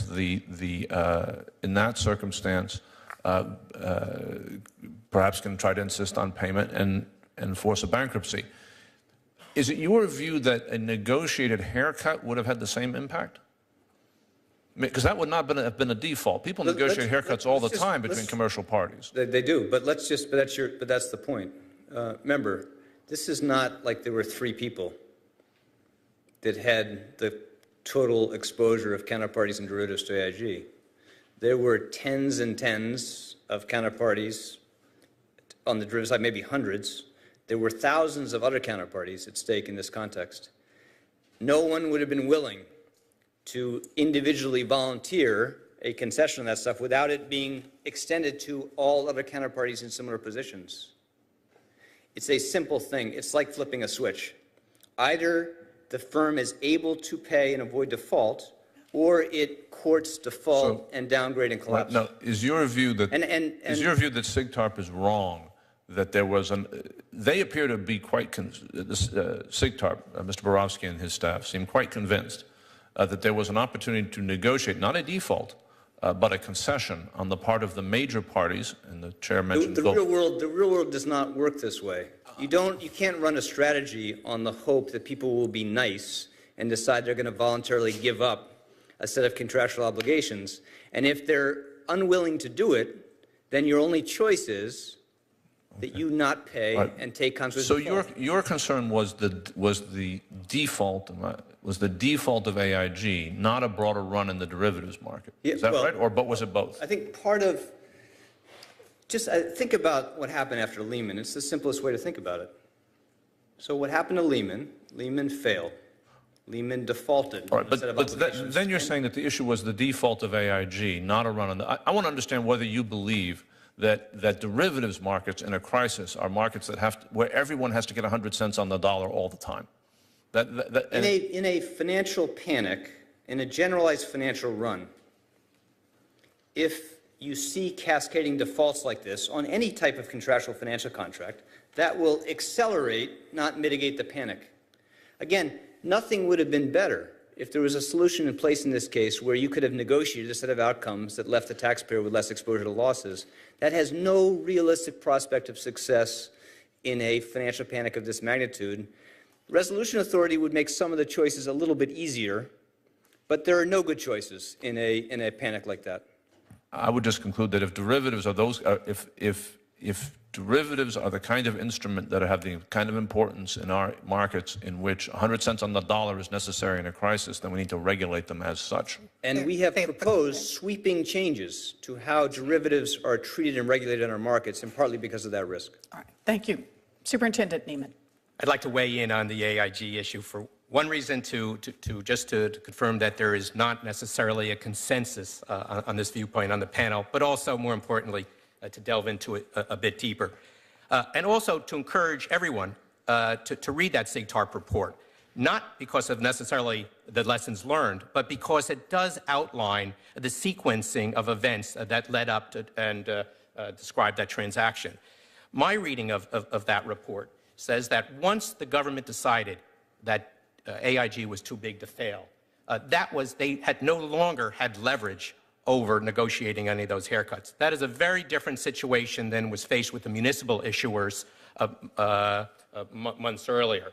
I think it also indicated very clearly that violating the issues around violating the contractual obligations once the government decided to prevent a default. Also, treating U.S. counterparties differently than foreign counterparties would have raised significant issues. Utilizing the supervisory powers of the Federal Reserve to use that leverage to force negotiation, I think would also have raised significant concerns. And lastly, the issue that you raised of decreasing the of downgrades, the impact that would have on the American taxpayer and the global system.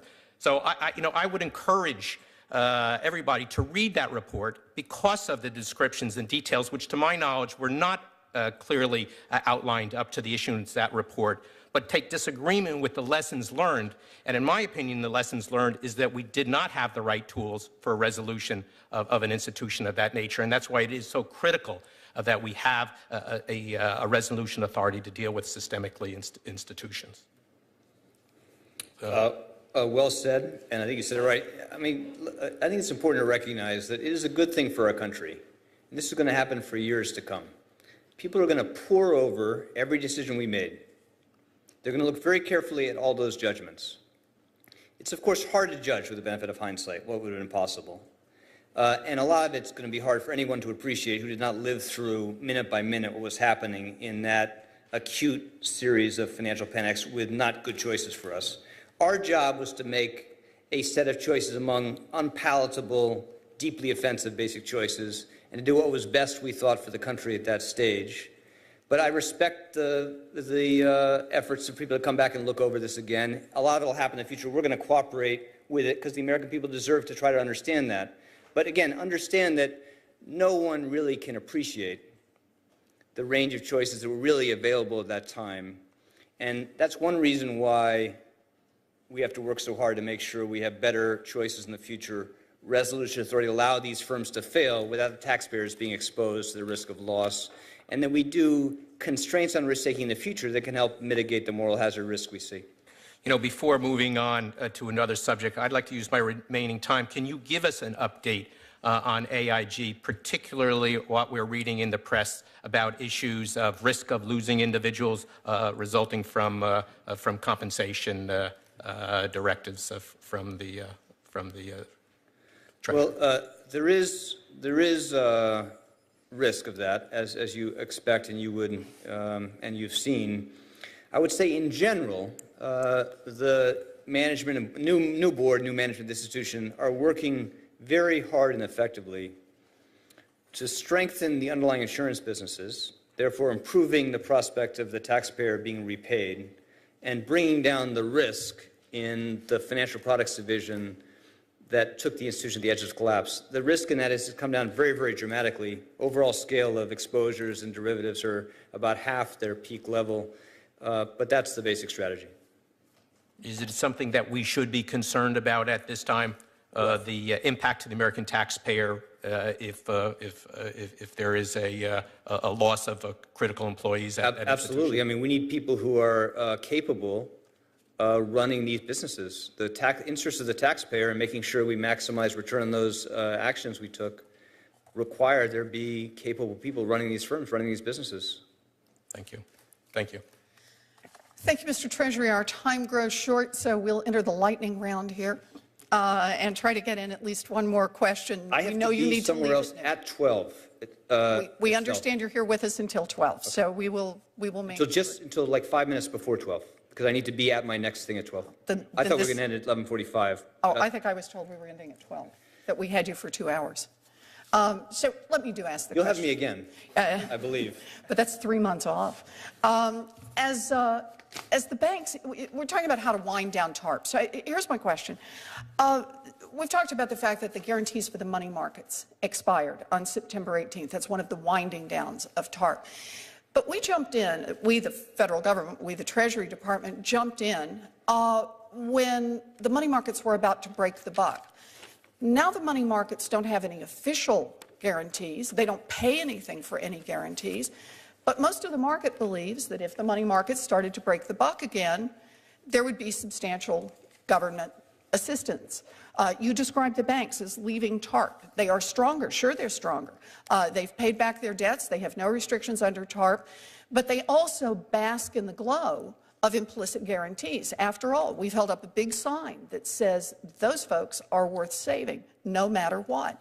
So my question is, how do we wind out of implicit guarantees, of the fact that the market sees and specifically assesses these institutions as stronger and capital as cheaper for these institutions for the specific reason that there is this implicit government guarantee? I think the only way to do it is to put in place financial reforms that achieve two outcomes. One is authority for the government to constrain risk-taking more broadly, more effectively in the future. That is necessary. It's not sufficient. And you need quasi-bankruptcy authority that allows a credible risk that these firms can be failed, unwound more safely. I don't know a better way to do it. I worry about the risk you laid out. It's inherent in any successful effort to put out a financial fire. There is no way to put out a financial fire, arrest a recession, without taking some risk. You're going to hurt future incentives in the way you're described. The only solution to that is to change the rules of the game. Thank you, Mr. Secretary. Mr. Atkins. Thank you very much. Mr. Atkins, can I just briefly say, you said something very important in the beginning, although you said it in disagreement with me, but I want to underscore it. Okay, all right. TARP was only one part of what helped bring it back, growth back to the economy, stability back. TARP would not have been effective without the guarantees put in place by the FDIC, without the broad measures of financial market support by the Fed, and very importantly, without the Recovery Act itself. For things did not turn. Things did not improve, did not bottom until you had that full arsenal of policy responses deployed in parallel. It wouldn't have worked without TARP. TARP was necessary, it was not sufficient, and it was a part of that basic strategy. TARP can't claim the credit for all the things that improved in this case, but it wouldn't have been possible without it. Yeah, well, the Recovery Act is another whole issue, and I don't have time to go into that one, so I'll leave that. There are two things I wanted to bring up. One is, when you're discussing non-banking firms, whatever before, I do have to note that many of them fared a lot better than the huge banking institutions that had regulators and examiners living in their offices day after day. For example? A lot of hedge funds and others have a lot less leverage, 2-to-1, 3-to-1, than the other sorts of... I make that point a lot myself, and I agree with that, but just may point out, that is in part because we were actually quite effective in making sure the institutions that provide them leverage, that give them financing, were much more constrained than they were in '98, for example. Right. But I agree with you. So we'll have to pick that one up. I just want to say that transparency, I do believe, is the answer ultimately. But one last thing I did want to point up. With respect to the housing issues, we had a hearing not too long ago with 6 folks, and one of whom brought up an issue as to ESA and the authority of Treasury to do some of the programs that you're doing, HAMP and HARP, because the statute talks about how Treasury will acquire assets, meaning, loans or the underlying mortgages or the securitized assets, and some of your programs are not geared towards that, and so I wanted to Would you like a legal opinion on that? I would. So other homework for that. Happy to provide that. Thank you very much. Thank you. And Mr. Silvers is going to take the last question. No, I think in recognition of your time considerations and your candidness with us this morning, I will waive my last round. Mr. Silvers. Are you at all, I've looked at the composition of the revenue. It's hard to look at the composition of the profits of the 4 largest banks over the last 6 quarters, and it appears that there's a trend toward interest income from loans declining slowly, and income from securities revenue from securities trading increasing. Are you at all concerned about this essentially the quality of earnings within the 4 largest banks? I'm not at this stage. I think they're getting better, not worse. I think the most important thing to point out is that what's happened to earnings across the financial system is a direct function of the fact that not just that the government did extraordinary things to save them from collapse, but that the markets are now opening up, firms are able to raise capital again, and that healthy process of repair, companies able to go out and raise equity, raise debt again, is a substantial source of revenue. That's what banks exist to do. So I think it's largely a healthy thing. Obviously, we look at this very carefully, because what we don't want to do is have a situation where the same type of risks that brought the system to the edge of the collapse start to reemerge again. Great. Thank you very much, Mr. Secretary. I want to say our characterization of the past may not always be in agreement, but I think we are very much in agreement, at least I hope we are, that we cannot go this way again. There must never be a TARP 2.0. And this is not over yet. You know, we got work to do still to fix what was broken, not just put in place reforms to prevent the crises of the future. Thank you very much. Thank you. This hearing is adjourned. The record will be held open for questions for the Secretary. Hearing adjourned. Thank you. You all are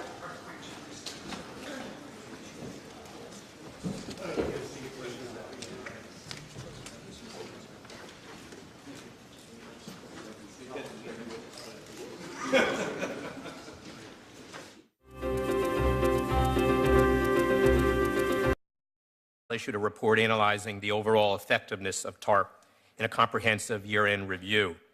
And while the report criticized several of TARP's shortcomings to date, it also gave a large share of credit to the Treasury Department and to Congress, and in my opinion, to the Fed and the FDIC for the achievement of the primary objectives of the ESA. TARP's primary objectives were to restore financial stability and liquidity, and this has largely been achieved, as the report stated, and I elaborated in my additional views. This reflection is critically important so that the American public can fully appreciate the depth of the crisis and how the Treasury's multi-pronged response stabilized not only the financial sector, but also avoided a dramatic worsening, if not collapse, in the real economy. But Congress also charged Treasury with using TARP funds in a manner to preserve home ownership, in addition to promoting jobs and economic growth. And we are now entering perhaps the most critical stage of Treasury's foreclosure prevention program. Hundreds of thousands of mortgage modifications in their trial phase are at risk of not converting to permanent modifications because servicers are not obtaining adequate supporting documentation from homeowners.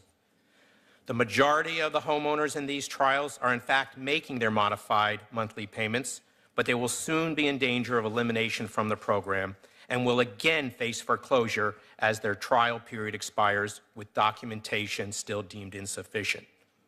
I am sure you agree that neither homeowners nor our financial system can afford a trip back to square one. I look forward to reviewing these and other issues with you this morning, and again, I thank you for your time with us this morning. Thank you, Mr. Neiman. I want to note that we are missing our fifth and newest panelist, Mark McWaters, who joined the panel by appointment last night. He can't be with us today because he has the flu. So we are sorry, and we wish him well soon. As you can see, Mr. Secretary, we have kept our remarks brief so that we will be able to have the maximum amount of time for questions and answers. So I would ask that you keep your remarks to 5 minutes. Mr. Secretary. Thank you. Thank you, Chairman Warren, members of the committee, of the Oversight Committee, and thanks for the opportunity to come before you again to testify about this important set of policy issues facing the country.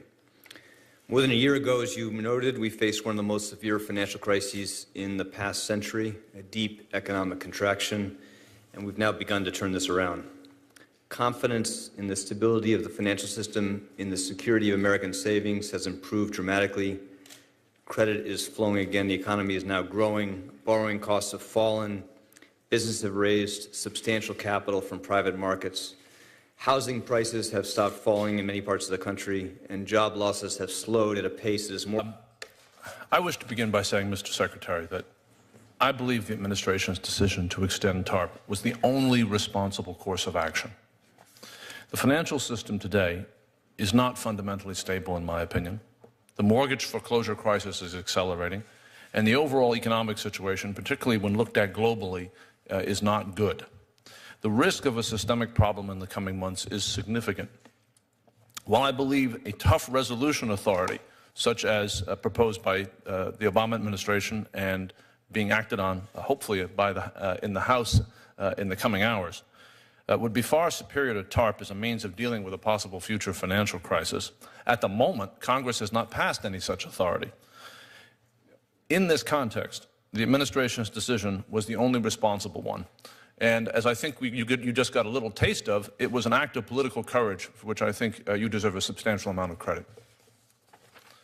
Now, we found in our December report released earlier this week that TARP played a positive role in halting a runaway financial crisis in the fall of last year. I recognize this is hard to prove in the way that a mathematician would prove something, but I'm completely convinced this is true. And the reason I think this is true is and the reason why my colleague, Mr. Atkins, has it wrong, is because there's a difference between liquidity and equity.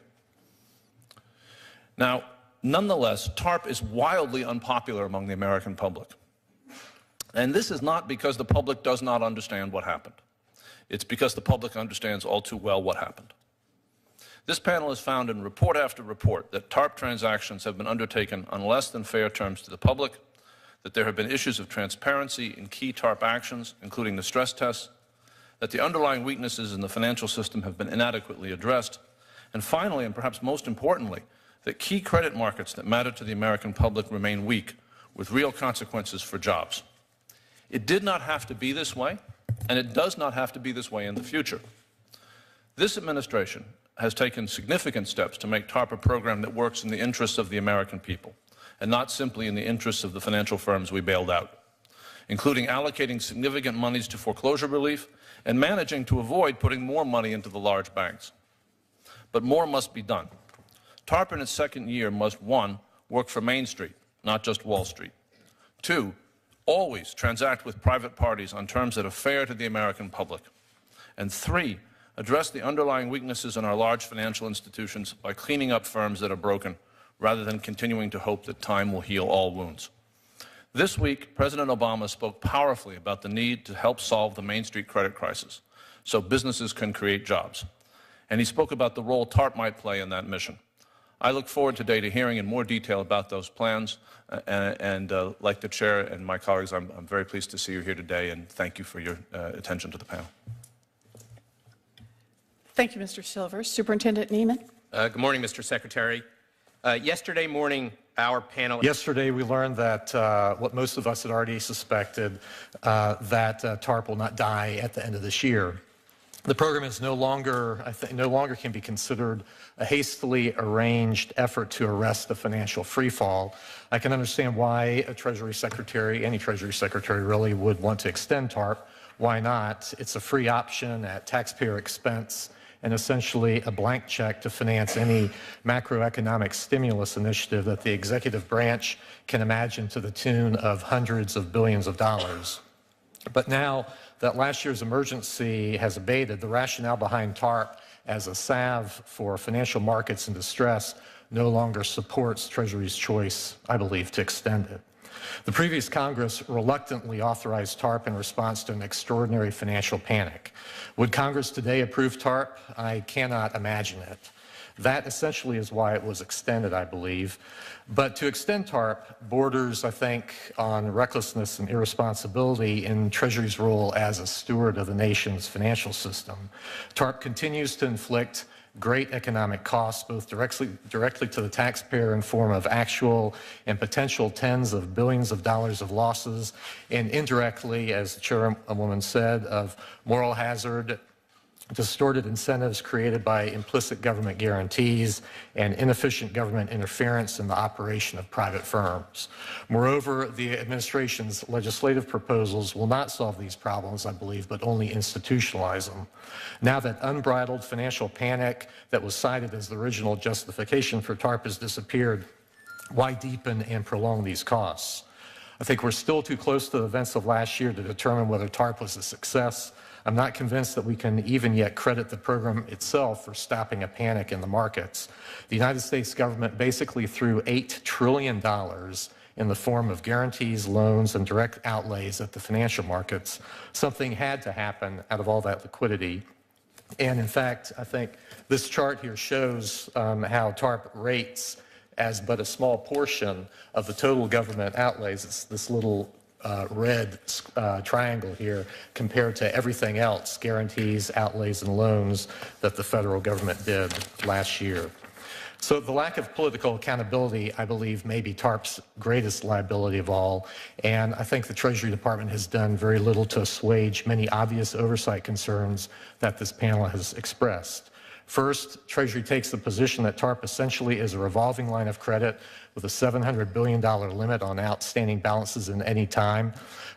At your previous appearance before the panel, I asked for a legal opinion justifying the view that TARP is a revolving fund, but we have yet to receive such an opinion from Treasury. I believe that this omission needs to be addressed as soon as possible. So thank you. Thank you. Mr. Silvers. Good morning, and thank you, Chairwoman Warren. More consistent with stronger recoveries than weaker recoveries. However, this is a very tough economy, and households and businesses still face very significant challenges. Unemployment, of course, is very, very high.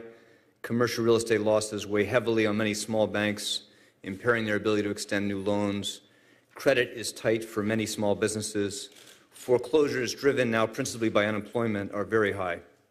Today, I want to outline our strategy to address these challenges going forward and how we're going to wind down and ultimately exit the TARP. There are 4 elements to the strategy. First, we will terminate and wind down the emergency programs that were put in place at the peak of the crisis that were necessary to break the back of this financial panic. In September, we shut down the money market guarantee program, which earned taxpayers $1.2 billion. We've effectively shut down now the capital purchase program, under which the majority of TARP investments in banks were made. Second, we will limit new commitments under this program in 2010 to 3 areas: housing, small banks, and credit markets for consumers and small businesses. For housing, we're going to continue to work to mitigate foreclosures for responsible American homeowners as we take the steps necessary to continue to help stabilize the housing market. For small businesses, we've recently launched initiatives to provide capital to small and community banks that commit to increase lending to small businesses, and we are reserving additional funds for additional efforts to facilitate small business lending. And finally, we're going to continue to support the securities markets that are necessary for credit flows to consumers and small businesses. Third, beyond these limited new commitments, we will not use remaining EESA, these are TARP funds, unless necessary to respond to an immediate and substantial threat to our economy stemming from financial stability, a determination that I will only make after consulting with the President and the Chairman of the Federal Reserve Board and submitting written notification to Congress. Fourth, we will continue to reduce our financial stake in banks and manage down our other investments. We will keep the government out of the business decisions of these companies, and we will exit from our investments as soon as is practical and return ownership to private hands. This strategy requires a limited temporary extension of the authority provided by the Congress under the Emergency Economic Stabilization Act. It would be irresponsible to do otherwise. The expected costs of TARP have fallen dramatically. While we are extending the program, we do not expect at this point to deploy more than $550 billion in total. We also expect up to $175 billion in repayments from banks by the end of next year, substantial additional payments thereafter. And as a result, we now expect that the ultimate cost of TARP will be at least $200 billion less than was projected as recently as the August mid-session review of the President's budget. We now expect to make, not lose, but to make money on the $245 billion of investments in banks. We estimate that the TARP programs for banks will yield a positive return of over $19 billion. Indeed, banks have already repaid more than said the government had to be careful not to declare victory too soon in the financial crisis. He testified before a panel overseeing the Troubled Asset Relief Program. This is 2 hours. The hearing of the Congressional Oversight Panel over TARP with Secretary of the Treasury Geithner is now called to order. Welcome, Mr. Secretary, to your third appearance before the Congressional Oversight Panel. We appreciate your being here and appreciate your commitment to coming every quarter. Yesterday, this panel released its monthly oversight report for December. It was a comprehensive assessment of TARP's accomplishments and an exploration of the places where TARP has fallen short. You made it a busy news day by announcing at the same time that Treasury will extend TARP until October of next year. Thus, it seems that between the two of us, we have intensified a vigorous debate here in Congress about what direction the program should take going forward. As the starting place for our conversation, I want to note the conclusion of our report. TARP was an important part of the government's rescue strategy, and it helped rescue the financial system from imminent collapse. The apocalyptic fears that we were all suffering 14 months ago have not come to pass. And for that, we owe a great debt of gratitude to the public servants who toiled through the darkest days of this crisis. But as the report also highlights, TARP has been far from an unmitigated success. Credit for consumers and small businesses remains scarce. The foreclosure crisis continues unabated, and Treasury's mitigation programs have not achieved the scope, the scale, or the permanence necessary to stabilize the housing market.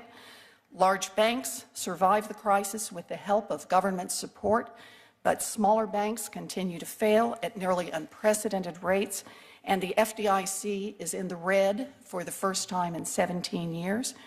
Perhaps most disturbing of all, TARP created an implicit government guarantee for major financial institutions, a guarantee that is not shared by their smaller counterparts. The unprecedented government actions taken to stabilize the system have created a huge moral hazard that makes our system riskier and that infects the pricing of assets. We welcome you here today, Mr. Secretary, to engage in the constructive process of evaluating the TARP and assessing whether it is serving taxpayers in the manner that was intended. I look forward to your testimony and a productive discussion. And with that, I call on Mr. Atkins for 2 minutes of remarks. All right, okay, thanks. Thank you, Madam Chairman, and welcome, Secretary Geithner. Milton Friedman once said that nothing is so permanent as a temporary government program.